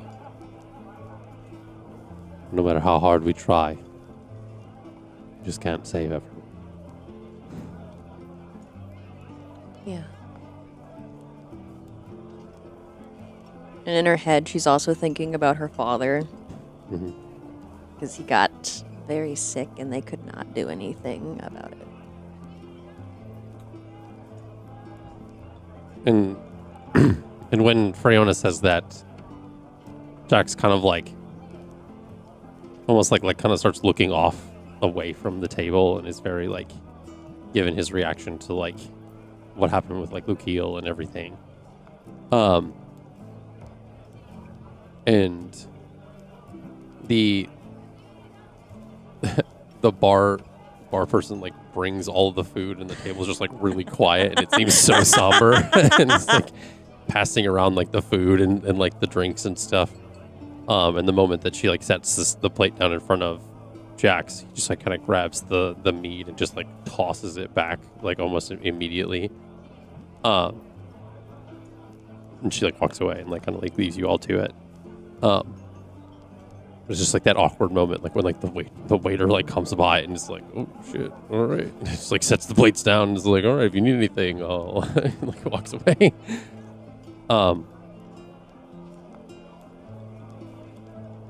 And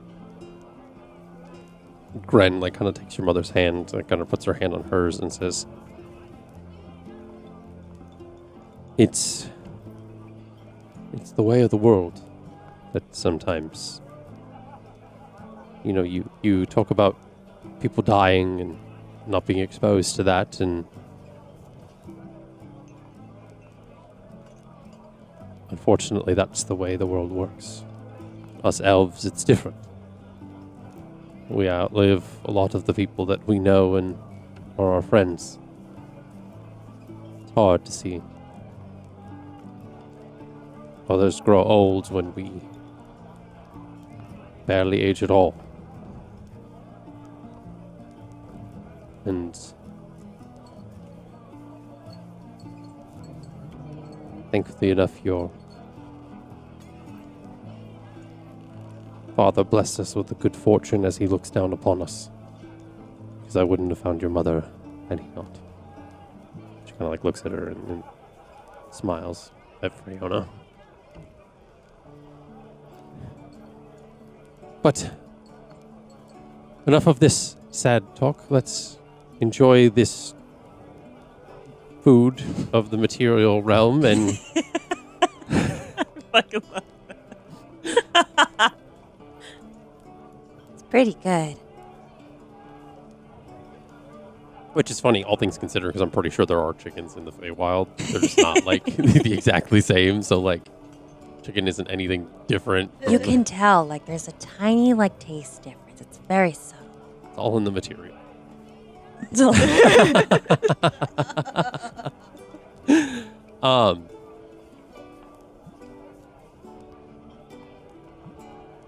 So, you all eat and marry and be merry. As we jump back to the other group. Who was that? That was weird. The crowd. So you had just been shuffled out of this house of knowledge, and you now stand outside the front door that is now locked behind you. Rude. Eira's got an idea of what's going on. Should we go eat? Insight check on Eira. Yes, sirree. No, sirree. I'm gonna use my passive. Is that okay? Your passive. Insight or It's deception or persuasion. You don't have to say which. You just have to roll for it.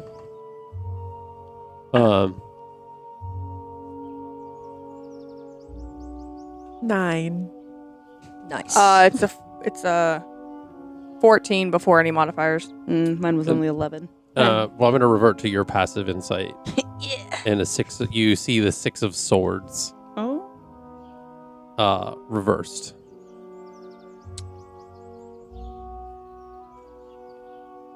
Don't show her. I'm not. She's just looking at me. Okay. You were staring at that screen. with I a was hard reading it. insight. I was reading it. I have glasses. Verity goes, all right. I have glasses. You say anything? Do I say something to you? Yes.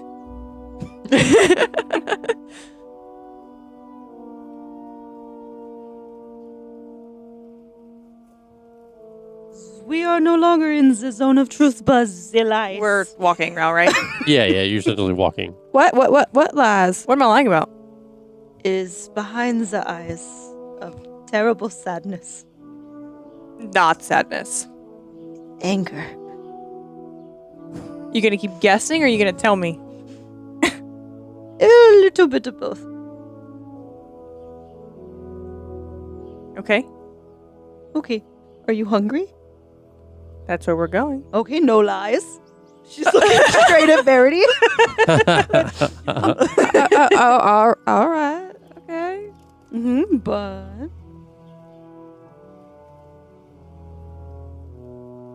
what evil follows you? Follows me? None until this point. I thought I was the evil for a little bit there. You evil? No. Yes. He spies. No. Yeah. You carry the spices? I carry some kind of spice. Bonk. You see the 8 of swords upright.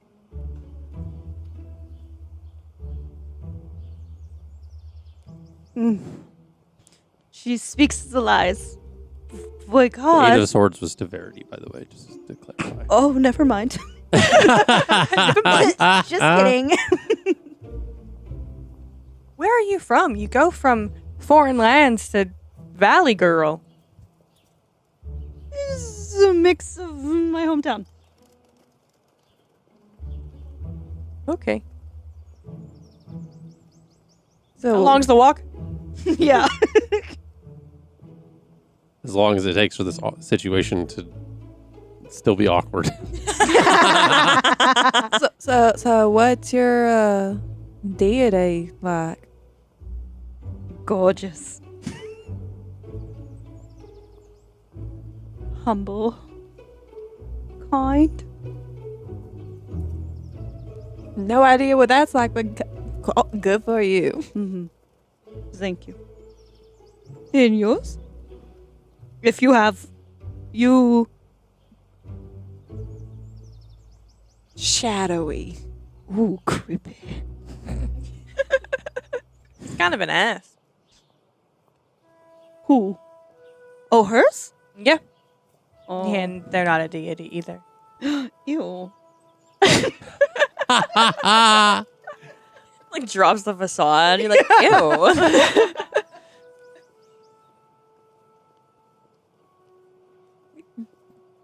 Yeah, but So when we talk about them now, do they do?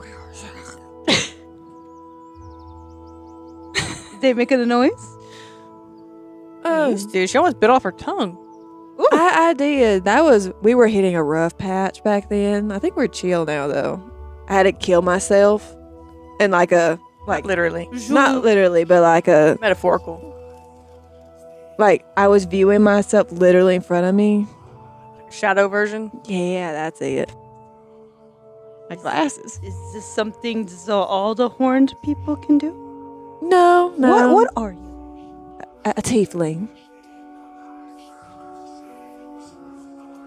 Something's happening to me. No, not you. That's not you. That's not for Oh, is that me? you. Yeah.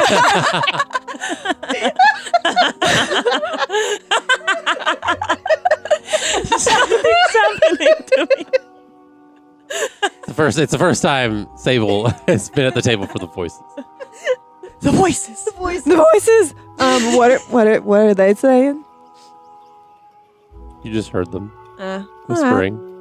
They're just vibing. They're just vibing. Okay. Yeah, every now and then they talk. They hold secrets? Many secrets? They're just there. Just then, you hear in your mind, Sorry. I saw that. I'm glad you're safe. I was worried there for a moment. So much so that I almost left for Luer.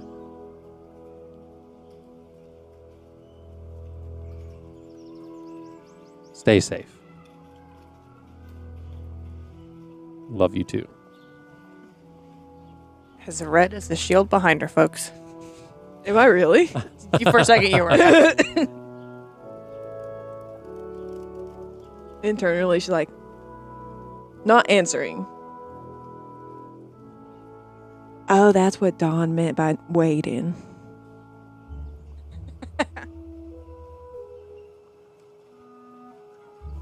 She didn't say anything else. Mm-hmm. You arrive at the Gilded Ore, and you come inside and you see Elliana, Jax, and her family. And it looked as if, like, at one point or another, Elliana was, like, crying, and or teary-eyed, and there's this kind of a somber tone to the table. Amidst the, like, kind of boisterous kind of merriment that is this tavern at this part of the evening.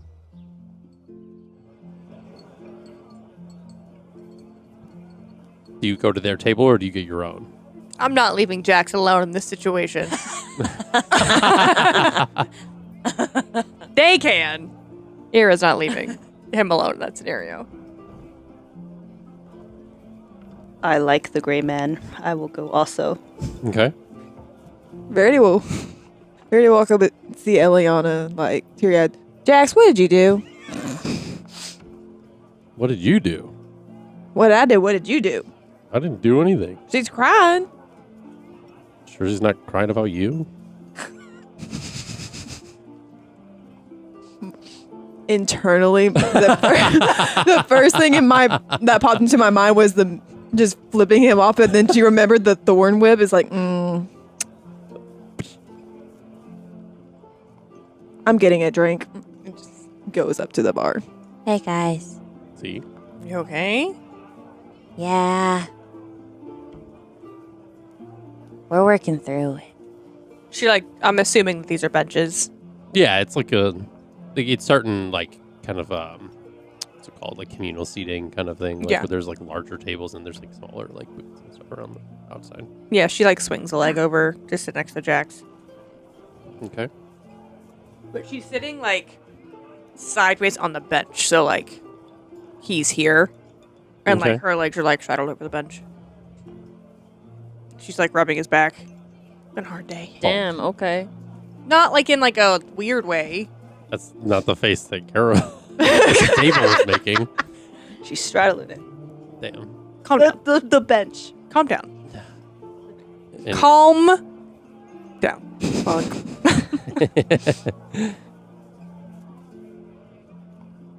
Do not make me re-add command to my spell list, guys.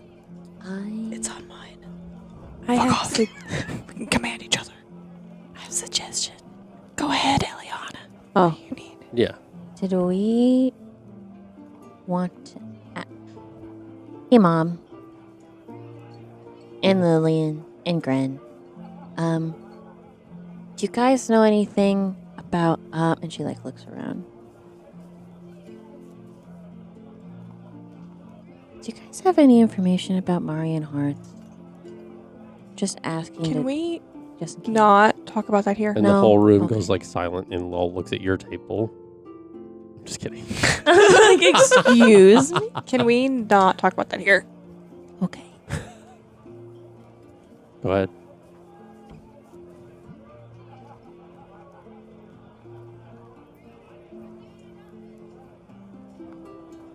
$26. Insight. Crap. On Eira? On Eira. Why should I want to talk about it? Let's see. Nope. Nope. It's worth a shot. I got a fucking. No, it wouldn't matter. It's deception or what? Persuasion. Nope, wouldn't have mattered.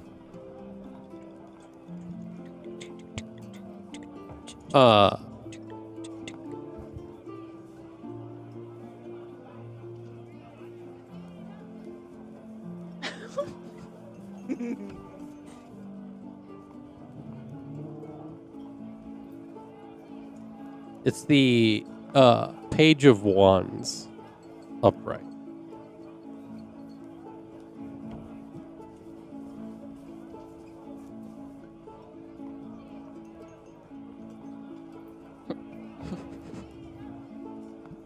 Okay. I have no idea what that means.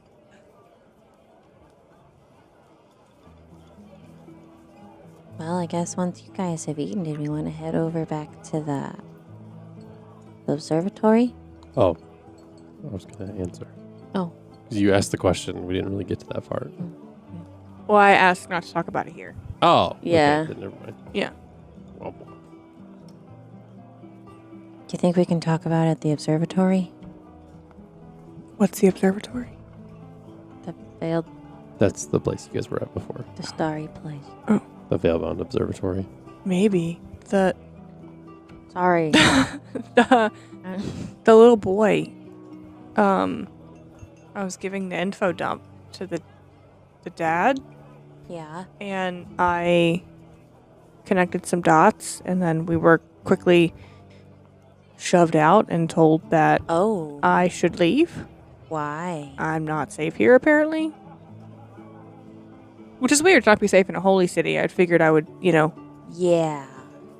So, it's because of that.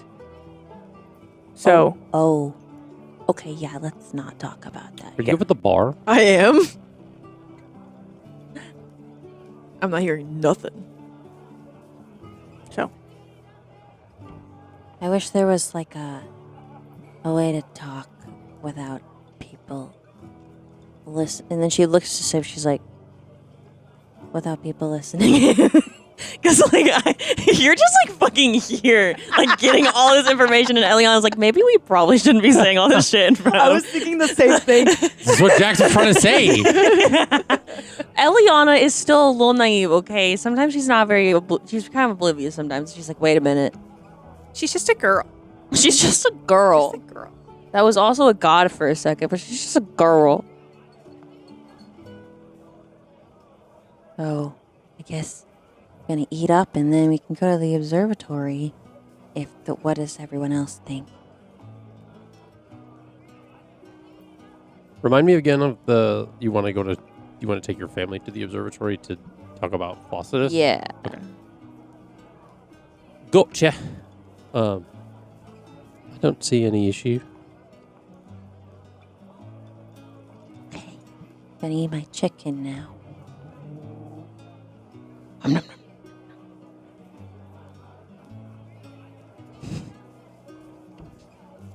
So you don't have, you and the three of you have that no just food. joined don't have any food. Mhm. But you can give food if you'd like. Yeah, we're food. Okay. Something that's on the menu. Nothing crazy. No custom items for us. Why are you laughing, bro? What's happening? She keeps looking at me like she wants me to do something, and I'm like, I don't know what you want me to do. Just my face, bro. I'm giving her all she's got.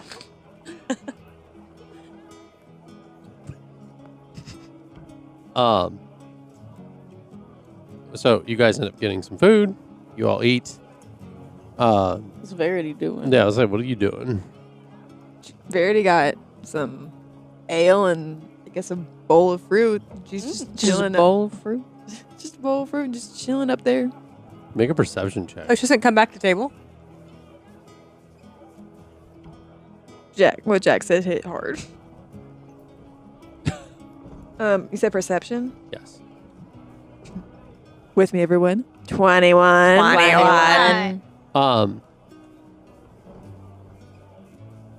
In the bar, like kind of like carved into the bar, very small, like print. Mm-hmm. It is thieves' cant. And you read, Uh-oh. the eye is watching on the bar. Eira. And she walks over to the table. Or, well, the eye is always watching, I should say. Is that the thing that Cindy was a part of? No. Oh, that was the hand. Watching. Above table talk. Okay, we got in I had trouble to with rewrite that, DM. sorry. God bless. What I originally wrote down was the eye. It looks like the eye is watery. I'm like, that isn't. It's crying. Eira. She comes back with her ale. You saw the fruit? Yeah.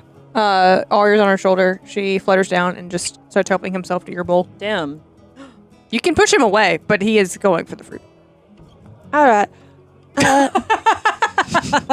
Verity's just accepted. It's like, okay. Bold. Of Oyer. He's getting comfortable. He's an adventurer now, too, even if he hasn't told his mother what he's been up to. He's got confidence now that he's beat her up. That's fair. Damn. As asserted the dominance. Hey, Eira. I was at the bar getting this drink, and in tiny little lettering, I saw something very interesting. Oh, yeah? Yeah, and it said that the eye's always watching. I'm going to say, roll for that history check. You know what? I want to use the dice that Jen gave me. Please hold. It's my D4. I just had my finger on it. Do you guys ever do that? You grab the dice you want and then you put it down and you're like, no. Yep. And it's just I gone. just randomly grabbed dice out of my big, gigantic ass bag. Bags.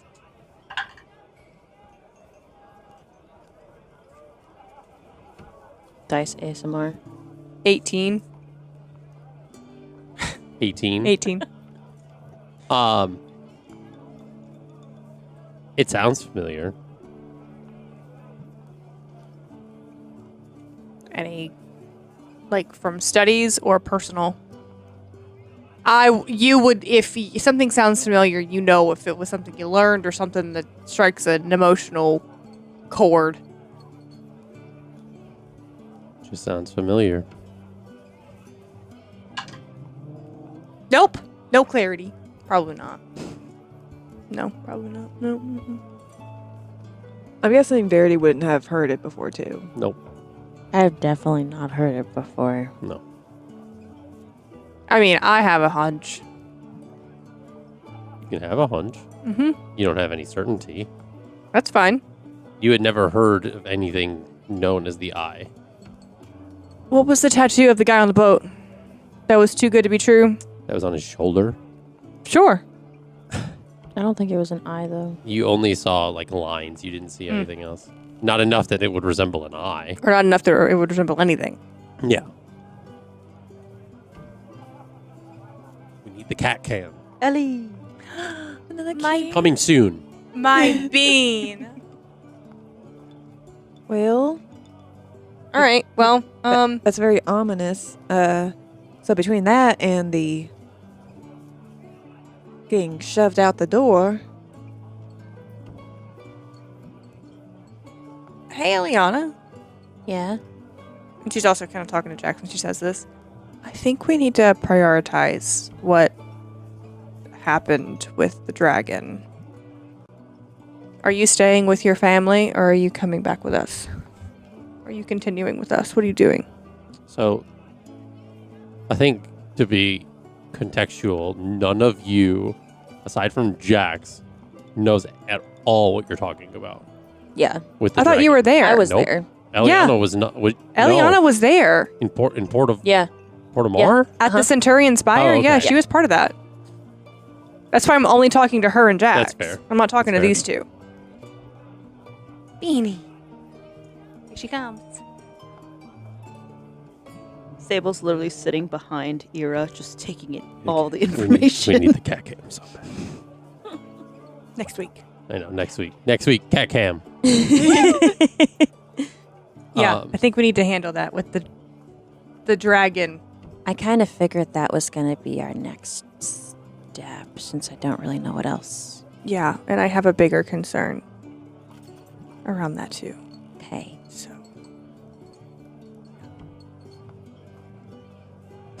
What are we whispering about? You can go ahead.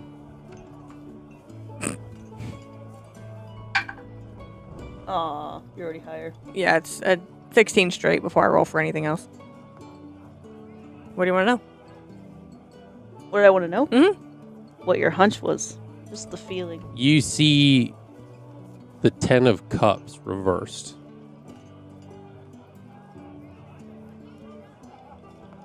So, and she turns to like her parents. Stop reading it. I'm not. She's not. I haven't even pulled it up yet. You deadlock. You were like, She turns to her parents and is like, I don't think I'm gonna go back with you guys. I had a feeling. I just can't be stuck in that little bubble again. I feel like I've seen too much. That I would feel guilty just going back and minding my own business.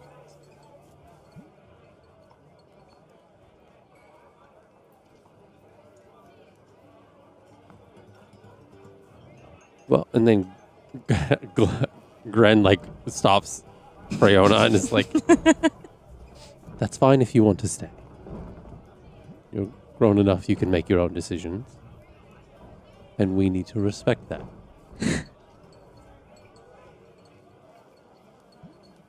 And Freona's like, mm-hmm.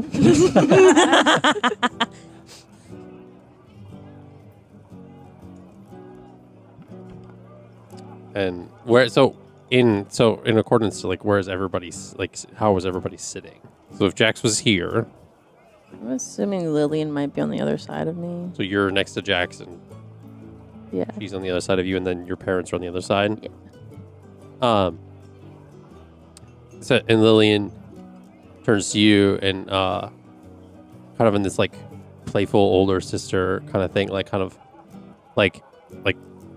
tossles your hair and says, just make sure you don't end up getting yourself killed while you're out here with these. And she looks at the other like 3 or 4 of them individuals. I will try. What are you gonna do? You gonna stay stuck at home? No, I think you see her look at both her parents. I think it's time for change. And you see she kind of snaps and she takes on her winter form. Tell me and describe what that looks like. I don't know. I've never thought about her in winter form. Well then I'll riff a one. Okay. She has this like indigo blue kind of hair that has a bit of like almost like glittery kind of frost kind of twinkle in her hair. Her skin is this again like the ice blue, but more of a kind of like frost blue versus like an ice blue. Her eyes kind of shift to this kind of like almost like a very like almost like robin's egg blue of like in the iris. And she has this little kind of twinge. It's very faint pattern of what looks like snowflakes across like almost like tattooed, like it almost looks like it's tattooed across one of her arms. And each of the snowflakes is a different, much like a normal snowflakes. They are all completely different. None of them are the exact same shape. Lillian, you look so good.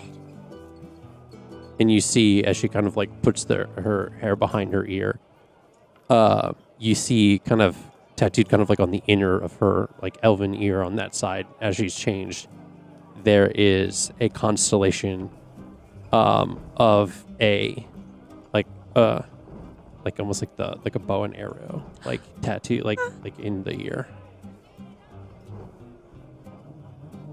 I think, and she looks at her parents. I think we forge anew, and the only way to do that is to move on. Whatever that looks like. And I don't know about you, but I'm sick of holding on to things that keep weighing us down as a family. So, we'll get through it together. And she looks at like Freyona, whether we have to drag you kicking and screaming. Oh.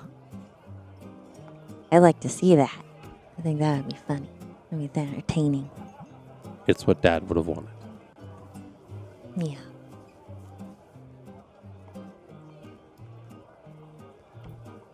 Well, you have a lot of work ahead.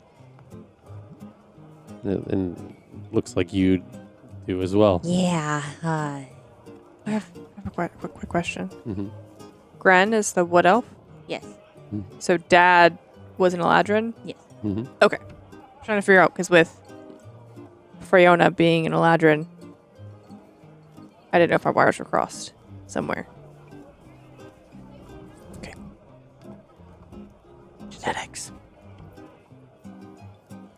I love you guys. We love you. And this doesn't mean I'm going to be gone forever. If I can figure out how to use the crossroads, however those work, I might visit sometime. I'll show you sometime. Do you know where they are? Okay. You know how to get back? We know I- where they currently are. Well, then you'll have to show me, and we'll try to open it up. Are you wanting to go tonight, or you want to spend one more night here? I I don't want to rush you. Well, Elliana wanted to show us this observatory place that, but I don't think we're in, and she looks at her wife, Bren. I don't think we're in any kind of hurry. I don't, if anything, more time with our daughters together will be good for a little while.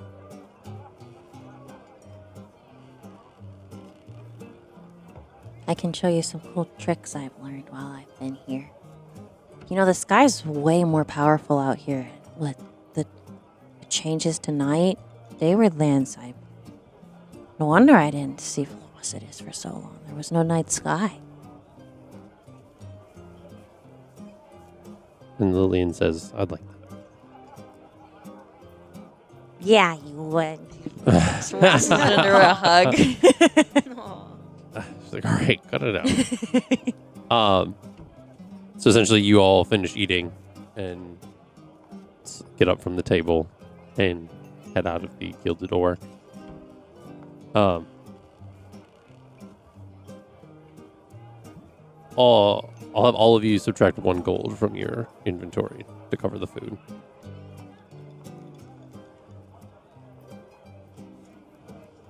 Just because I think I haven't been... Haven't. We've having gotten you like guys, 3 meals yeah, for free. a bunch of free food so far. I don't say a word when I notice. So yeah, so you all leave the Gilded Ore and make your way back to the Veilbound Observatory. What time of day is it now? It is pretty much, it's getting about sunset, essentially. It's kind of just a little bit past dinner time. And you, I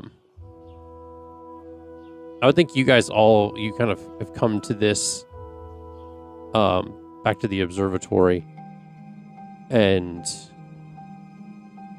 trying to find some good fucking observatory music. Nothing that's like too creepy, because we're not trying to set the wrong vibe. Nope, that's the wrong direction, folks. Baby. My bean. I love her so much. The baby. That's fair. I'll go with this for now. So you come back to this observatory, and for the first time, you're seeing this table. The exterior, as you guys approached, was like a structure suspended between realities. Its foundation consists of like smooth, dark stone laced with veins of shimmering silver. The walls ripple like liquid glass at times, catching glimmers of unseen constellations even in daylight. There's a great domed roof kind of at the top that kind of has like a lot of iridescent minerals that shift colors depending on your perspective from the ground. There's some floating orbs of dim violet light that kind of hover around the entrance. The grand circular archway frames the entrance engraved with constellations and shifting celestial symbols that never remain the same upon second glance. Upon entering, you step onto a floor of black marble embedded with veins of luminescent white stone, mirroring the starry night sky. The walls are lined with curved shelves containing ancient tomes, scrolls, and star maps. Iridescent banners float midair, slowly shifting between depictions of celestial bodies, planular rifts, and visions of far-off realms. There's the massive central chamber serves as the heart of the observatory. Its ceiling is vast, enchanted dome that reflects the ever-changing astral sea rather than the sky above the where. This chamber contains an elaborate array of suspended brass rings, spinning slowly around a central pillar of shimmering, ever-shifting mist. These rings are not merely decorative, they align with celestial movements, influencing scrying rituals and planar divinations. At the edge of the observatory, there are small alcoves that serve as meditation chambers, each containing floating crystal prisms that hum with soft resonance. As you enter, Zephyrin is very much in the main chamber at this point, and he kind of greets you as you return. He, like yourself, is a human, but of indeterminate age, kind of has pale skin, so it's definitely looks very different than typical humans. But yeah, he says, welcome back. I didn't expect to see you all so soon. Eira leans over and whispers to Verity, I wonder if they cleaned up the blood. Verity goes wide-eyed. I forgot about that. How do you forget about that? good evening. It's good to see you again as well. For your information, we did clean it up. I'm sorry. Hey, with the astral plane, all things are at risk. I'd be lying if I said it didn't happen before, but, you know. Oh. We oftentimes have, not necessarily in that chamber specifically, but we, from time to time, deal with ones that can be cursed and have bonds to different things. That's I'm why. not cursed, Sable. It's the second one. That's why. Kind of worse than being cursed. You did That's it. why we recognized the symptoms of your friend. I use the term symptoms lightly. Of course, they are. Wait, me? Yes. Symptoms? Not necessarily like of a sickness, but there is telltale signs of someone who is bound physically, mentally, or spiritually by forces that you cannot control.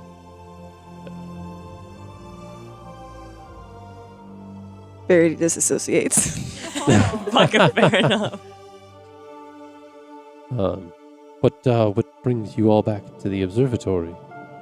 Did we And tell them with about more people? Thanatura? You told them I don't about remember. Flossidus. I don't think about Okay, Thanatura, if I'm gotcha. not mistaken. So, I have some of my family here.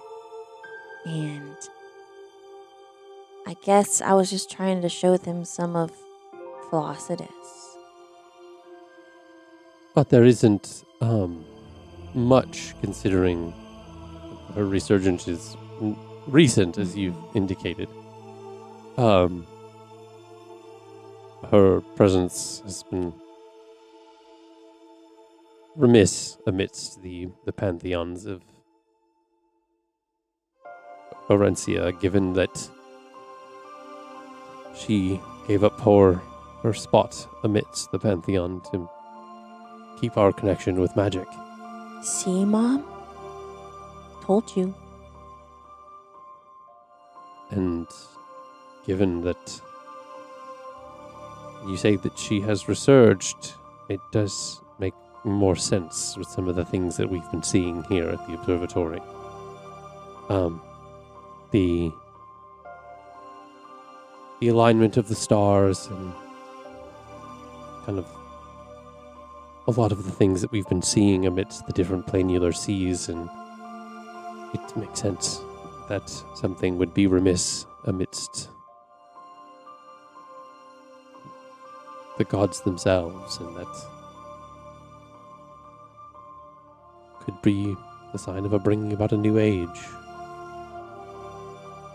Do you know she split herself amongst the stars to save magic?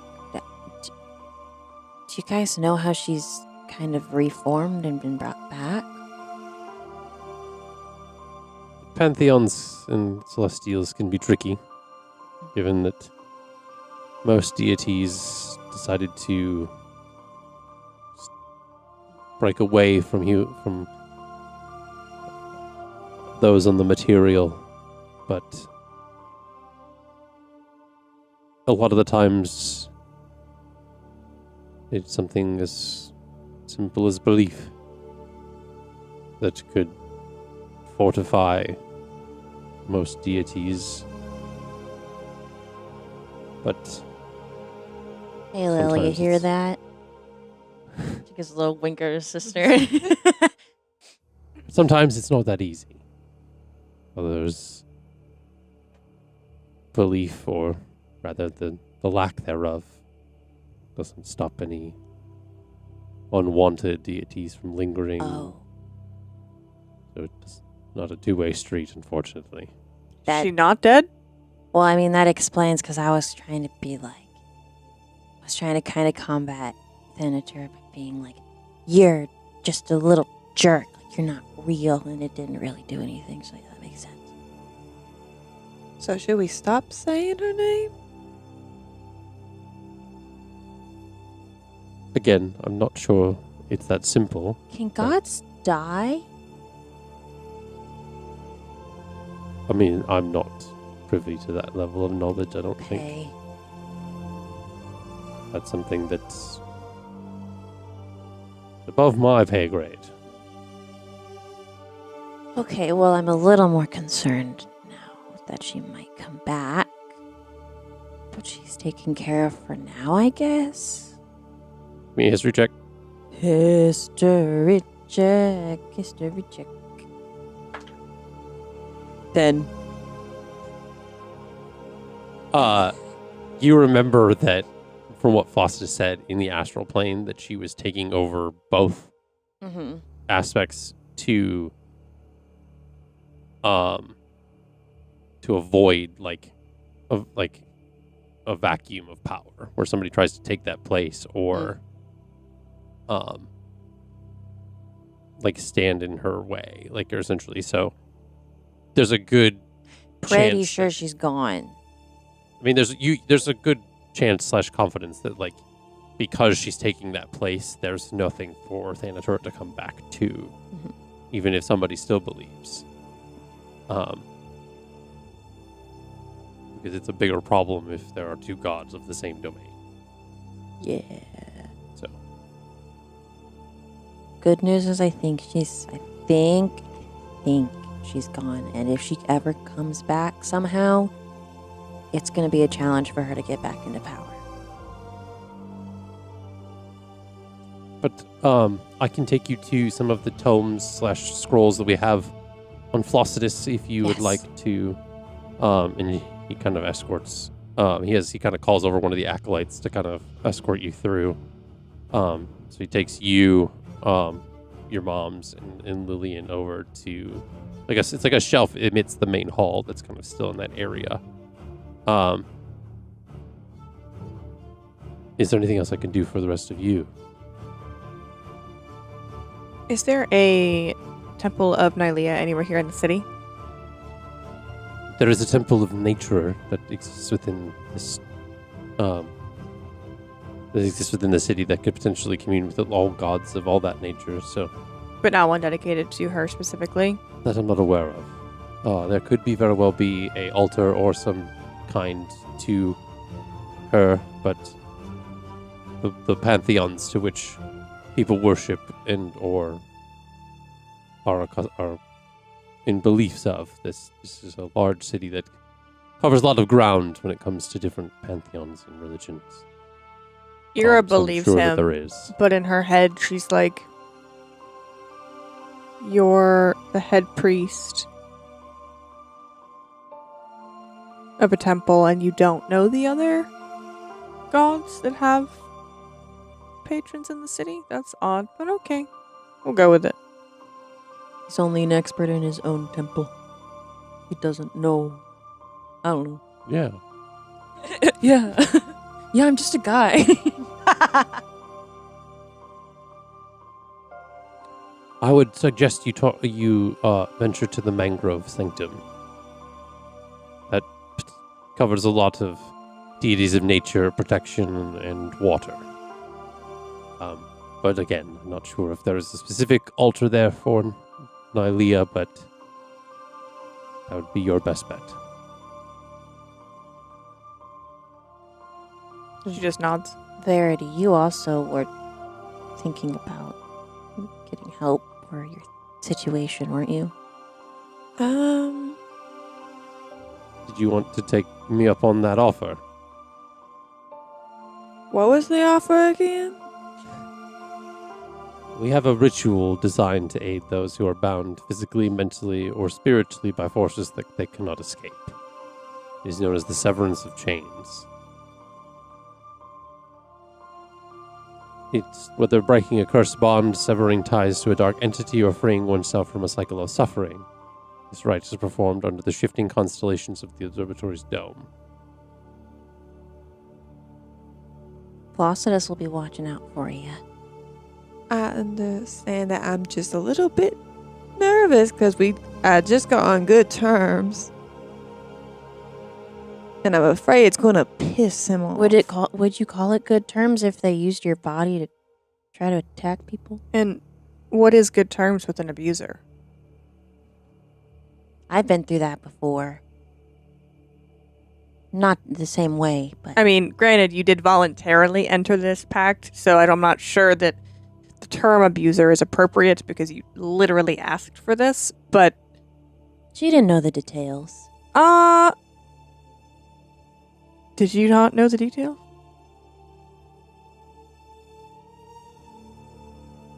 Let me pull I up my feel like backstory. I feel like maybe you would have an inkling. Like, surely you weren't going to enter into a pact with a patron and just think, "Oh, I'm just going to go eat some blueberry muffins and drink hot tea every day." No, I just... Maybe it's like I thought I'd run their errands every day. She kind of does. Just in a darker way. I just said I would be in their service if they healed my mother, that's all. And they haven't done that. They're using her against you, right? Sable, can you take a few steps back while we talk about this? We're sharing a lot Sable of said information. maybe 10 words this whole session. Just taking it in, man. There's a lot of shit going on. She will talk to the guy unless they're are they talking? No, they're talking to each other. So Yeah. if you want to talk to the guy, you can. Okay. Do you want her to know all this? I can take a few steps back. I mean, I haven't really heard anything otherwise. Question, your vision. Remember that? Long time ago. Remember it? Feels like a long time ago. It wasn't that long Oh, ago. for that vision of all of us? She wasn't in it. Was Roman? He was. Dawn? Yes. So it's not gonna happen. The mission's not gonna happen. Was Lukiel in it? Yeah, actually. We've changed fate. I don't know if it was fate specifically. Maybe it was just like a night. Roll for insight. I was on about to say that. they said changed fate.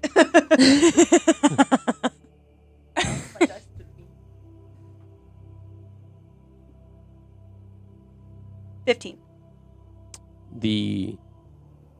So 3 cards kind of almost like fan out from it. Come on. It's the 3 of swords, Okay. the 8 of swords again, and the 6 of swords. Ooh, all swords. Hate that energy, personally. Ooh. Sorry, it was 3, 8. 3, 8, and Did you say 6? yes.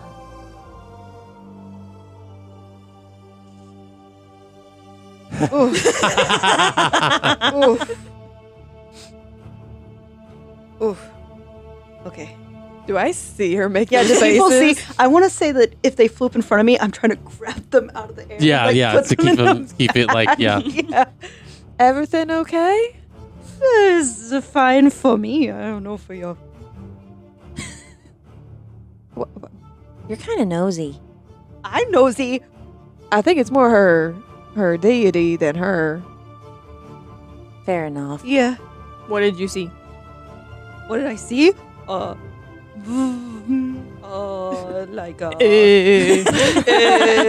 like betrayal. Like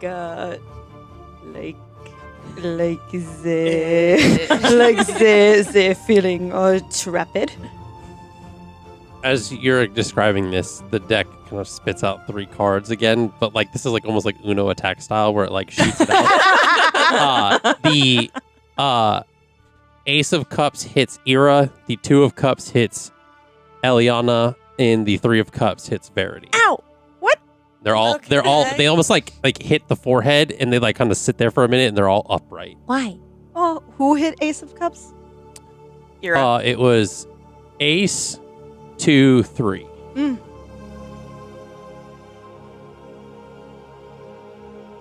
Do you know what these mean? No, I can't Why say it. Why would we?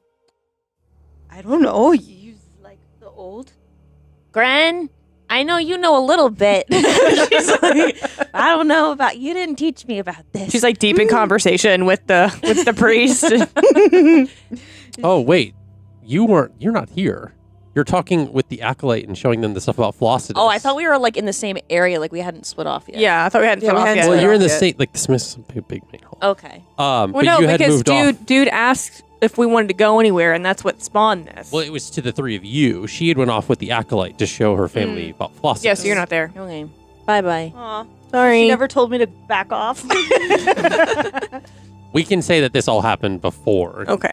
Like your family took the Acolyte took your family off with her, and you could have stayed Okay. for a second. Yeah, I think that's fine. What do these mean? Yeah, you social joy. You have celebration? No. Were you 3? I was 3. Friendship, new feelings, Yes. and unity, partnership, and connection. Yeah. Oh. That's what I have. Mm-hmm. Okay. Well, do you want to do the thing, I guess? And then Here's a fun idea. So it's almost like this is almost like that one like headbands game. The Page of Wands like goes up in front of Tables. Sable's sorry, fucking forehead. There's a wand on there. What kind of wand? Actually looks like a stick more than a wand. What kind of stick? Yeah, you guys can like peel these off. Like they're not like Oh, yeah, here it's like- too. Yeah. Ah, in case you were wondering, I am curious. I am excited. I am to be with you guys. I don't think I needed a dead tree to tell me that you're excited and curious. You're just a bundle of joy. And then like the cards kind of like back into the deck, Mm-hmm. and then the King of Wands like spins flying out, and it hits Eira in the forehead. Kind of like a little bit of like a thing where like the point kind of hurts just a little bit. Yeah. You see that it lands on the ground upright, and it says, "Big picture leader are overcoming challenges." You are the visionary leader. You are the ones that must say yes to me coming along. We are fated together. The only one I am fitted together with. Is who? The guy who has the dinky? The what? Excuse me. The what? Oh, what? What? The portal changeling danky. What are you saying? I get what you're saying. Everyone was entitled to their life before we came into the other's lives. Yes? Sure. That's hilarious because Dank never said her name. Oh. She just smelled bad. the dinky. It's Denk, like DENK. I know. I'm gonna go over Okay. to the. Yeah. Okay, I you miss guys you. can figure that. Maybe you should have I don't know her- you that well enough. Okay, yet. I'm gonna But go. you will miss me in the future. She winks. Maybe you should have Sable do a tarot whatever to see if you should sever from your patron. Sure. If you do the cutting of the tie, would you no longer have the zaps, the power? I have some magic by myself, so I would have some. Would your mom die? Are you gonna Yes. do the tarot reading? I'll ask the veiled one. Hey, you wanna? Hey, 'cause I want them to like me. Please help the warlock. You hear nothing. You son of a bitch. I cannot help. Well, I mean, you can still use your cards. You just don't hear anything from the veiled one. up to you.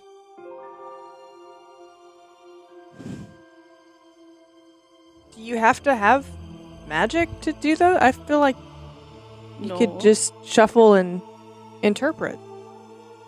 I can. Does it Okay. make it incorrect if you just do it on your own? I think she's going to try to do a tarot reading, Mhm. but she's probably going to try to use not necessarily deception or persuasion. Well, maybe. She's going to try to get Verity to be like, oh, we should have her around. Okay. So you shuffle the deck. Mhm. You flip over the first card. Because it's just her. Does she need to roll like performance or anything? Or persuasion, deception. There's- Let me cook. There's no god Let me cook. involved. You flip over the first card. It's blank. Ugh. Then you flip over another one. It's blank. And then you flip over a third one. And it's blank. Sable does not like this. She's a little scared of you. Gods won't interfere I- in the effects of mortals. Does Verity see that they're blank? Yes. The fate of you, my friend, is in question. Sounds about right. I'm gonna have you roll an insight check for yourself. Damn. I'm going out on a. We're gonna play into the flavor of this. 25. you get the concept with your connection to your deity and what you've been told recently from all of these people. You also get the vibe that maybe the Veiled One is just not trying to fuck with whatever's going on with her. It doesn't necessarily determine that her fate is undetermined. It just means, hey, I'm not touching that. That's two gods now, man. That's two gods. If my deity is scared of you, I am a little terrified. Oh, just a little. You know you don't have to do it, right? Because it would mean your mother doesn't survive, and that's not okay. But is she really living right now? Does she lose a suffer? Big time. Yeah. She's in a lot of pain. Then, like, when the horses lose a leg, you... Pow. Jeez, okay. Whoa. It is humanity. Yes, it's humanity. I mean, she is human, yeah. Yes, but it's humanity. Humane. I'm sorry. It's okay. Words hard. She's struggling on purpose. If I may, there's no guarantee of success if that it's something that we typically... It's a service we provide. Oh, do I do it for the plot is the thing. Don't matter. If you need to make a decision, roll. Mm-hmm. Well, here's the thing. I did roll earlier. I did roll. You can always leave it up to fate. Yeah. That face. Listen, I rolled a d20. It was going to be lower than a 10. It was going to be a no. Higher than a 10, it was going to be a yes. And it was a 17, and I got so scared. Okay. Oh. So what do you say to Zephyr?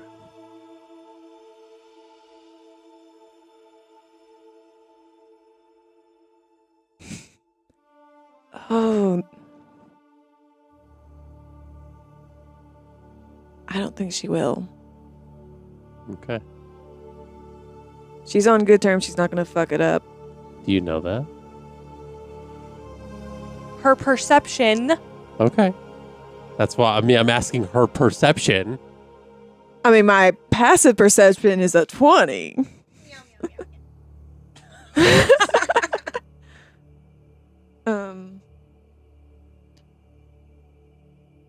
What exactly will this do? Will it just give us information, or? It could. It's designed to potentially liberate, rebirth, allowing you to move beyond your past and forge a new path. But as I said, it's not necessarily a guaranteed success. Worst case, I just piss it off. from where I see it, you are not. It's, how does one say it? Couldn't hurt, given your circumstances.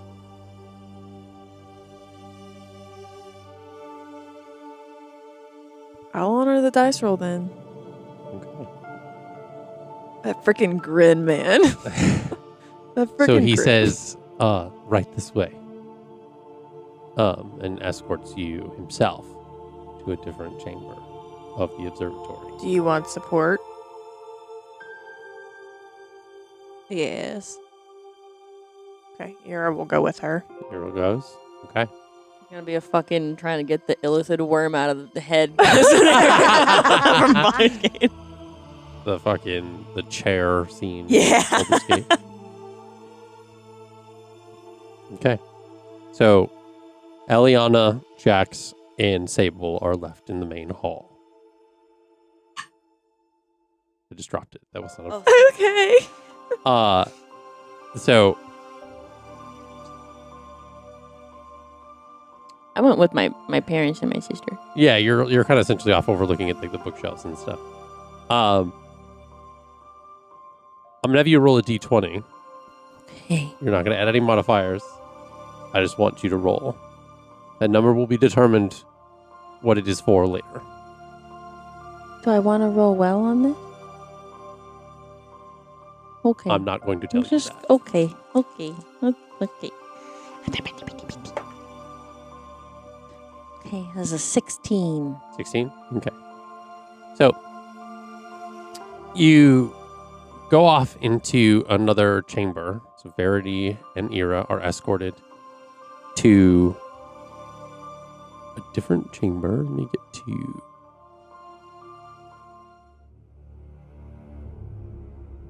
Sorry, just kidding. Okay. I was about to say, is boss music about to start playing again?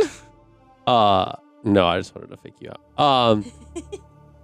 So you are brought to the Chamber of Infinite Reflections, a hidden chamber deep within the observatory, accessible only to those granted permission by Zephyrin. Inside, there are towering mirrored surfaces stretching endlessly in all directions, reflecting not only one's physical form, but also fragmented glimpses of past lives, possible futures, and even alternate versions of oneself from other planes of existence.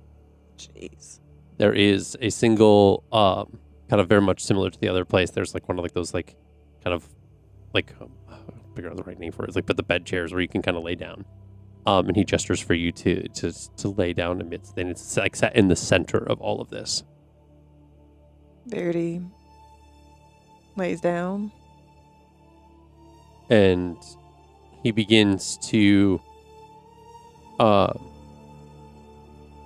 go into this kind of trance as his kind of eyes kind of go white, and he's kind of saying these somatic components as his hands kind of do this like symbol, and then he kind of goes like this in front of your face as he's standing next to you, and you immediately slip into this like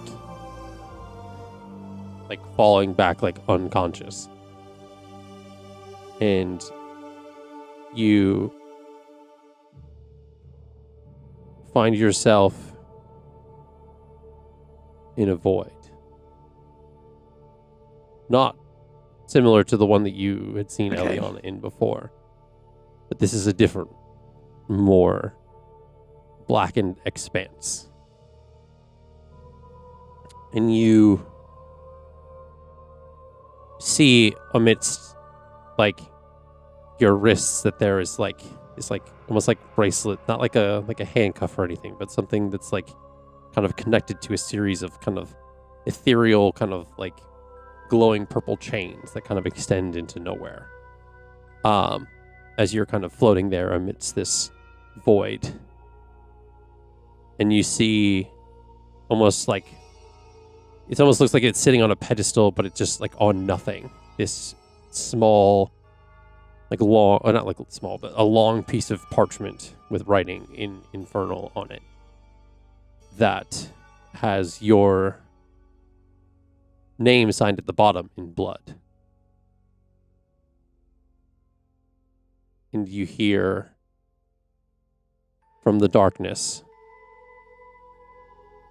a set of footsteps. As you see appearing out of the shadows is a man, or what looks like a man, in a hooded cloak. The robes kind of almost like flying off as if they're being blown by breeze. His face looks completely covered by other like wrappings, and his eyes glowing this like teal green. He carries with him it looks like a cane, almost like a walking stick, but it's almost like completely made of shadows as he walks forward. Different like leather and kind of belts and stuff kind of wrap around as this like long flowing kind of black robe kind of kicks around his feet as he walks forward. And the hooded figure stands before you and says,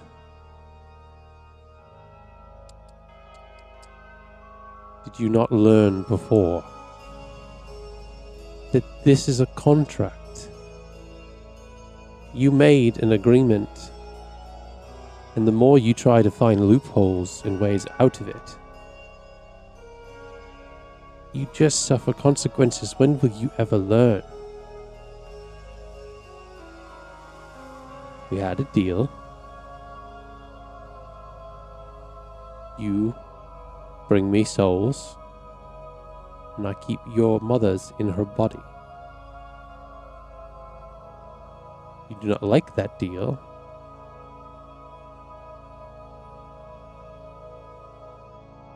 I'm a reasonable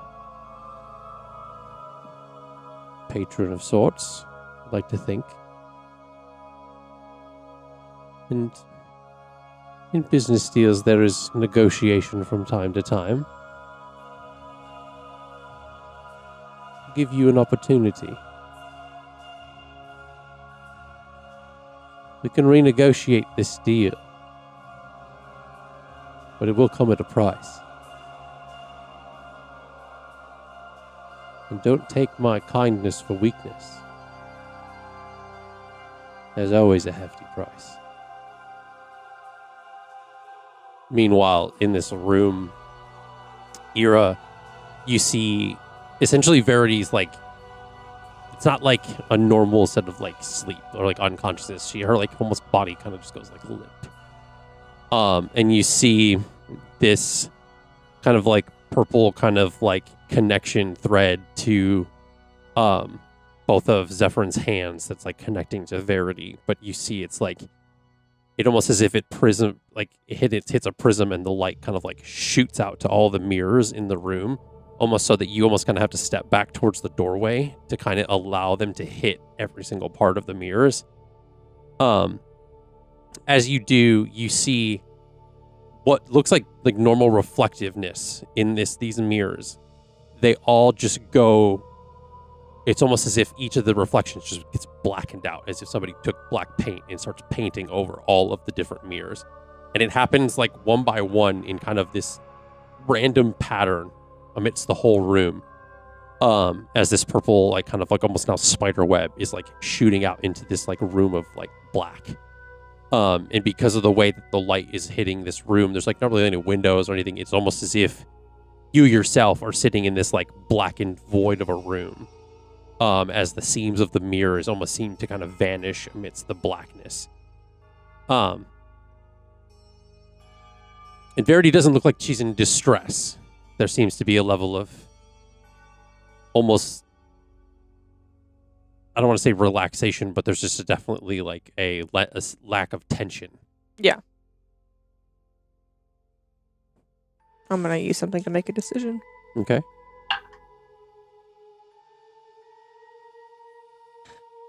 The break is a 10 or not, and then you roll a 10.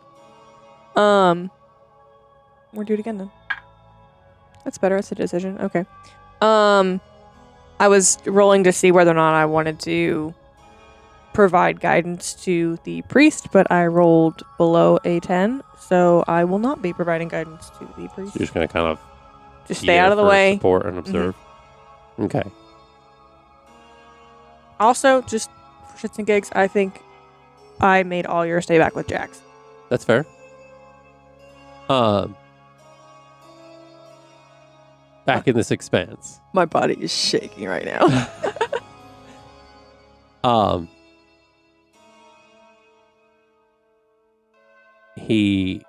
The hooded figure kind of waves his hands, and like the chains kind of like free and your arms kind of are able to freely move.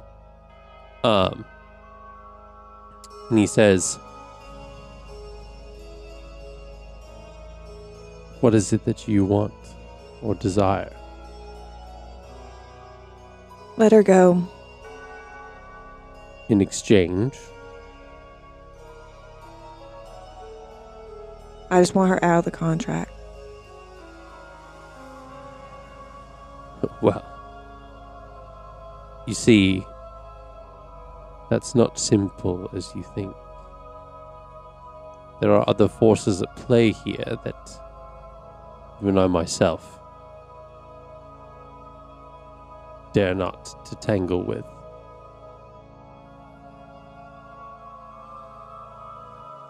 We wouldn't want to make Daddy mad, now would we?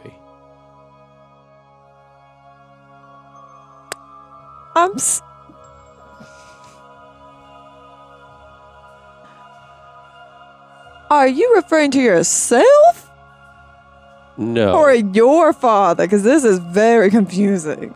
I'm referring to your Yeah. father. I was like,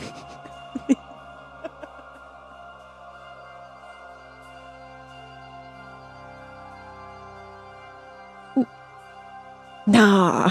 'Cause he dead. It's best if people think he is, given the circumstances. But I'll make a counter offer. Because there is a cure for your mother. I just cannot facilitate it. That you'll have to find elsewhere. But I will say, I've done enough damage that there's nothing that says that our relationship can't be cordial, given the circumstances, and your friends seem to be capable enough, given that they can take down a god.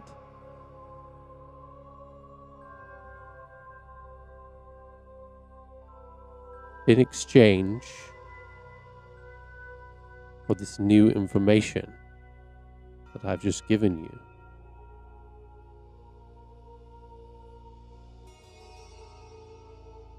our relationship can be friendly, in that I don't have to have as much of a firm hand as I've had before. You've endured long enough. You will still need to provide me with souls, but that can be a deliberation when it comes to when and which.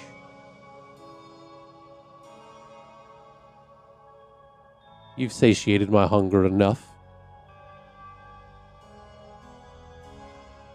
But let's make sure I do not get famished. Or then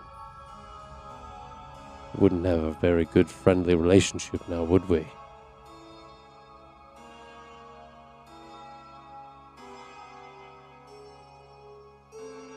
Your mother will be fine. But it's not going to be easy to get there. And trust me, your dad is very much alive.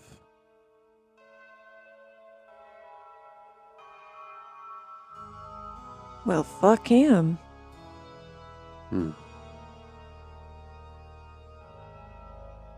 You'll see soon enough. And you see the parchment that was in front. It almost as if like it kind of elongates, and there's like a new like sets of clauses are being kind of like written in like this like fiery kind of print. I wouldn't want to deprive you of the powers that you've been given.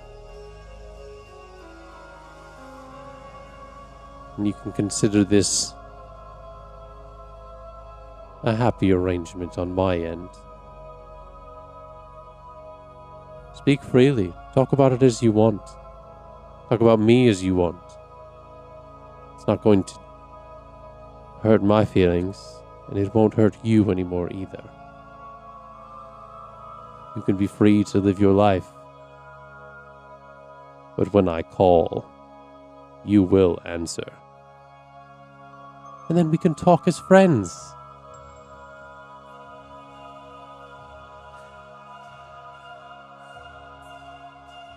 And where does my mother fall into all this? That's for you to decide. But I shall not be releasing her for quite some time. Because having leverage over your father is too juicy of a moment to pass up.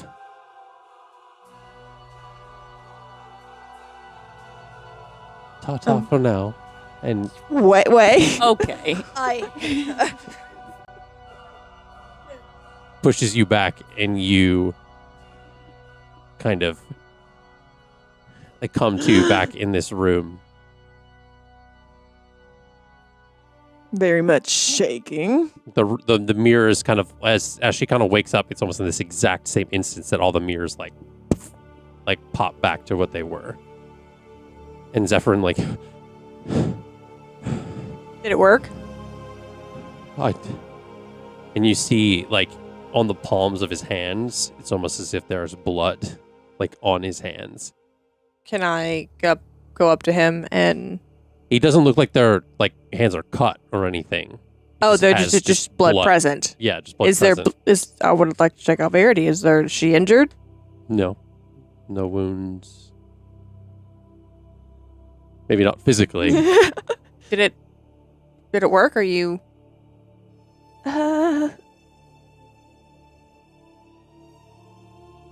A new clause was added. What? Eira's fucking exhausted, y'all. It's sorry, I'm still reeling at the fact that my father's alive. What? And Erebus has a grudge against him, apparently. And What? yeah.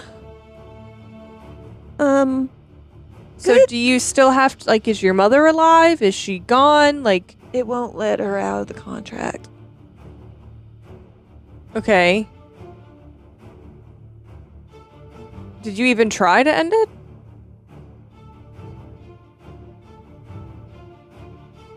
Or did you get in there and forget that's why you were there? I was going to get out of it anyway. Apparently, the words Erebus used was juicy when it came to whatever's going on with my father. In what way did he use that word? It doesn't feel like an appropriate exchange for a patron and their warlock. What? The hold that it has over my mother is too juicy to let go because of what will happen with. So you thought your father was dead? I mean, we were. Did you see his body?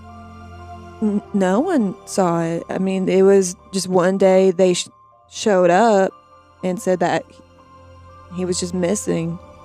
Well, missing doesn't. No one's ever dead unless you see the body. You gotta see the body. He went on a mission and they hadn't heard from him in months, and they just assumed he was dead. And I mean, it's been, 8 years or something like that. Longer? No, it's been longer than that. Were you little? Let's see here. This poor guy's just sitting here. I'm trying to do math here. There's an 8-year difference between Nadine and Verity. I was about 10. Oh, so you were little. Yeah, How old is Verity now? 26. Oh. So 16 years. Whole baby. You were a whole baby. Nadine was 2. So, what now? You still gonna write names in your book and you're gonna have to bite off your tongue when you think about them, or? No, I have more free will with that, but it's more so when the names do pop up, I have no choice in that matter. So if it's me. We'll get to there if we ever get to it. I'd rather not think about it.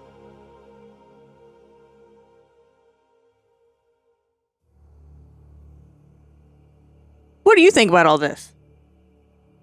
Is that the way you thought this was gonna go? No, I desperately need to clean my hands. Verity prestidigitations. Thank you. I'm sorry. I did try to say that there was no guarantee. No. You, I am not upset with. This one for not fighting back again is the one I am upset with. And you hear, like, in your brain, a whisper of the words, Hellspanalter Infertanis. That sounds like Latin, it does. As the illness for your mother. What it's called. Can you spell that for me? I know that's long. HELLS. Hold on, I can't. Hells. Hellish. Okay.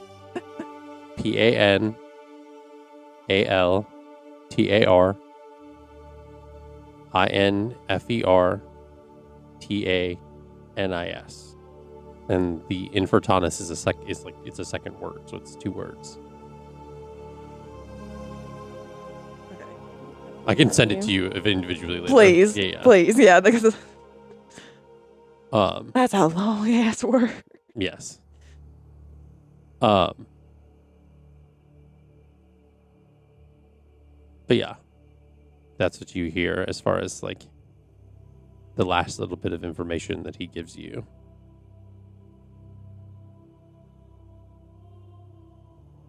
There's a. Ooh. I just got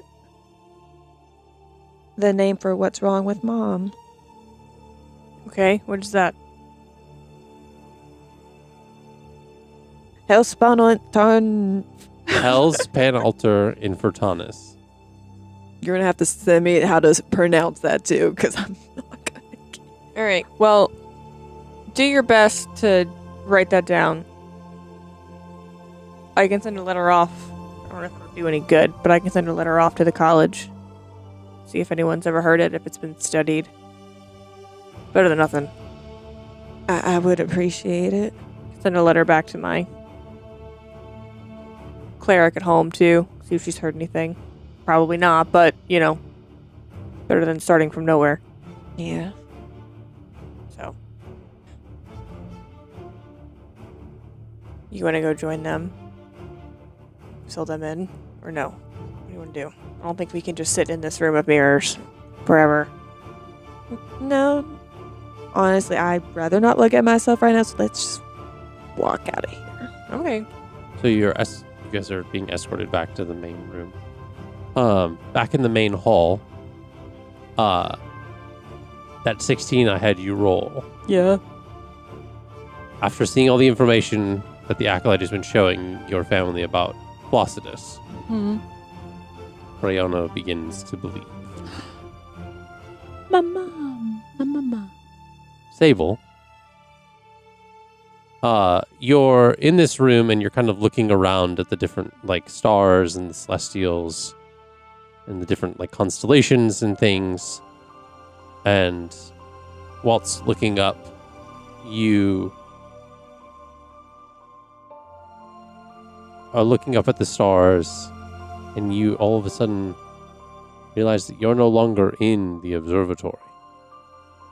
You're standing amidst a long grass meadow as the breeze hits the grass and falters through, and you see stars ever so brightly in the sky. And across from you, standing amidst the grass, about from me to the camera away, is the Veiled One. Is this the first time she like showed herself? Like showed? Yes. Yeah. Dang. And that's where we're going to end for tonight. You mother- Thank you so much for watching here at Off the Beaten Quest. Thank you so much again for Pocketbard for the amazing audio and music that made those moments just so epic. But again, we thank you for joining us here for session 75, and we will see you in the next episode. Bye.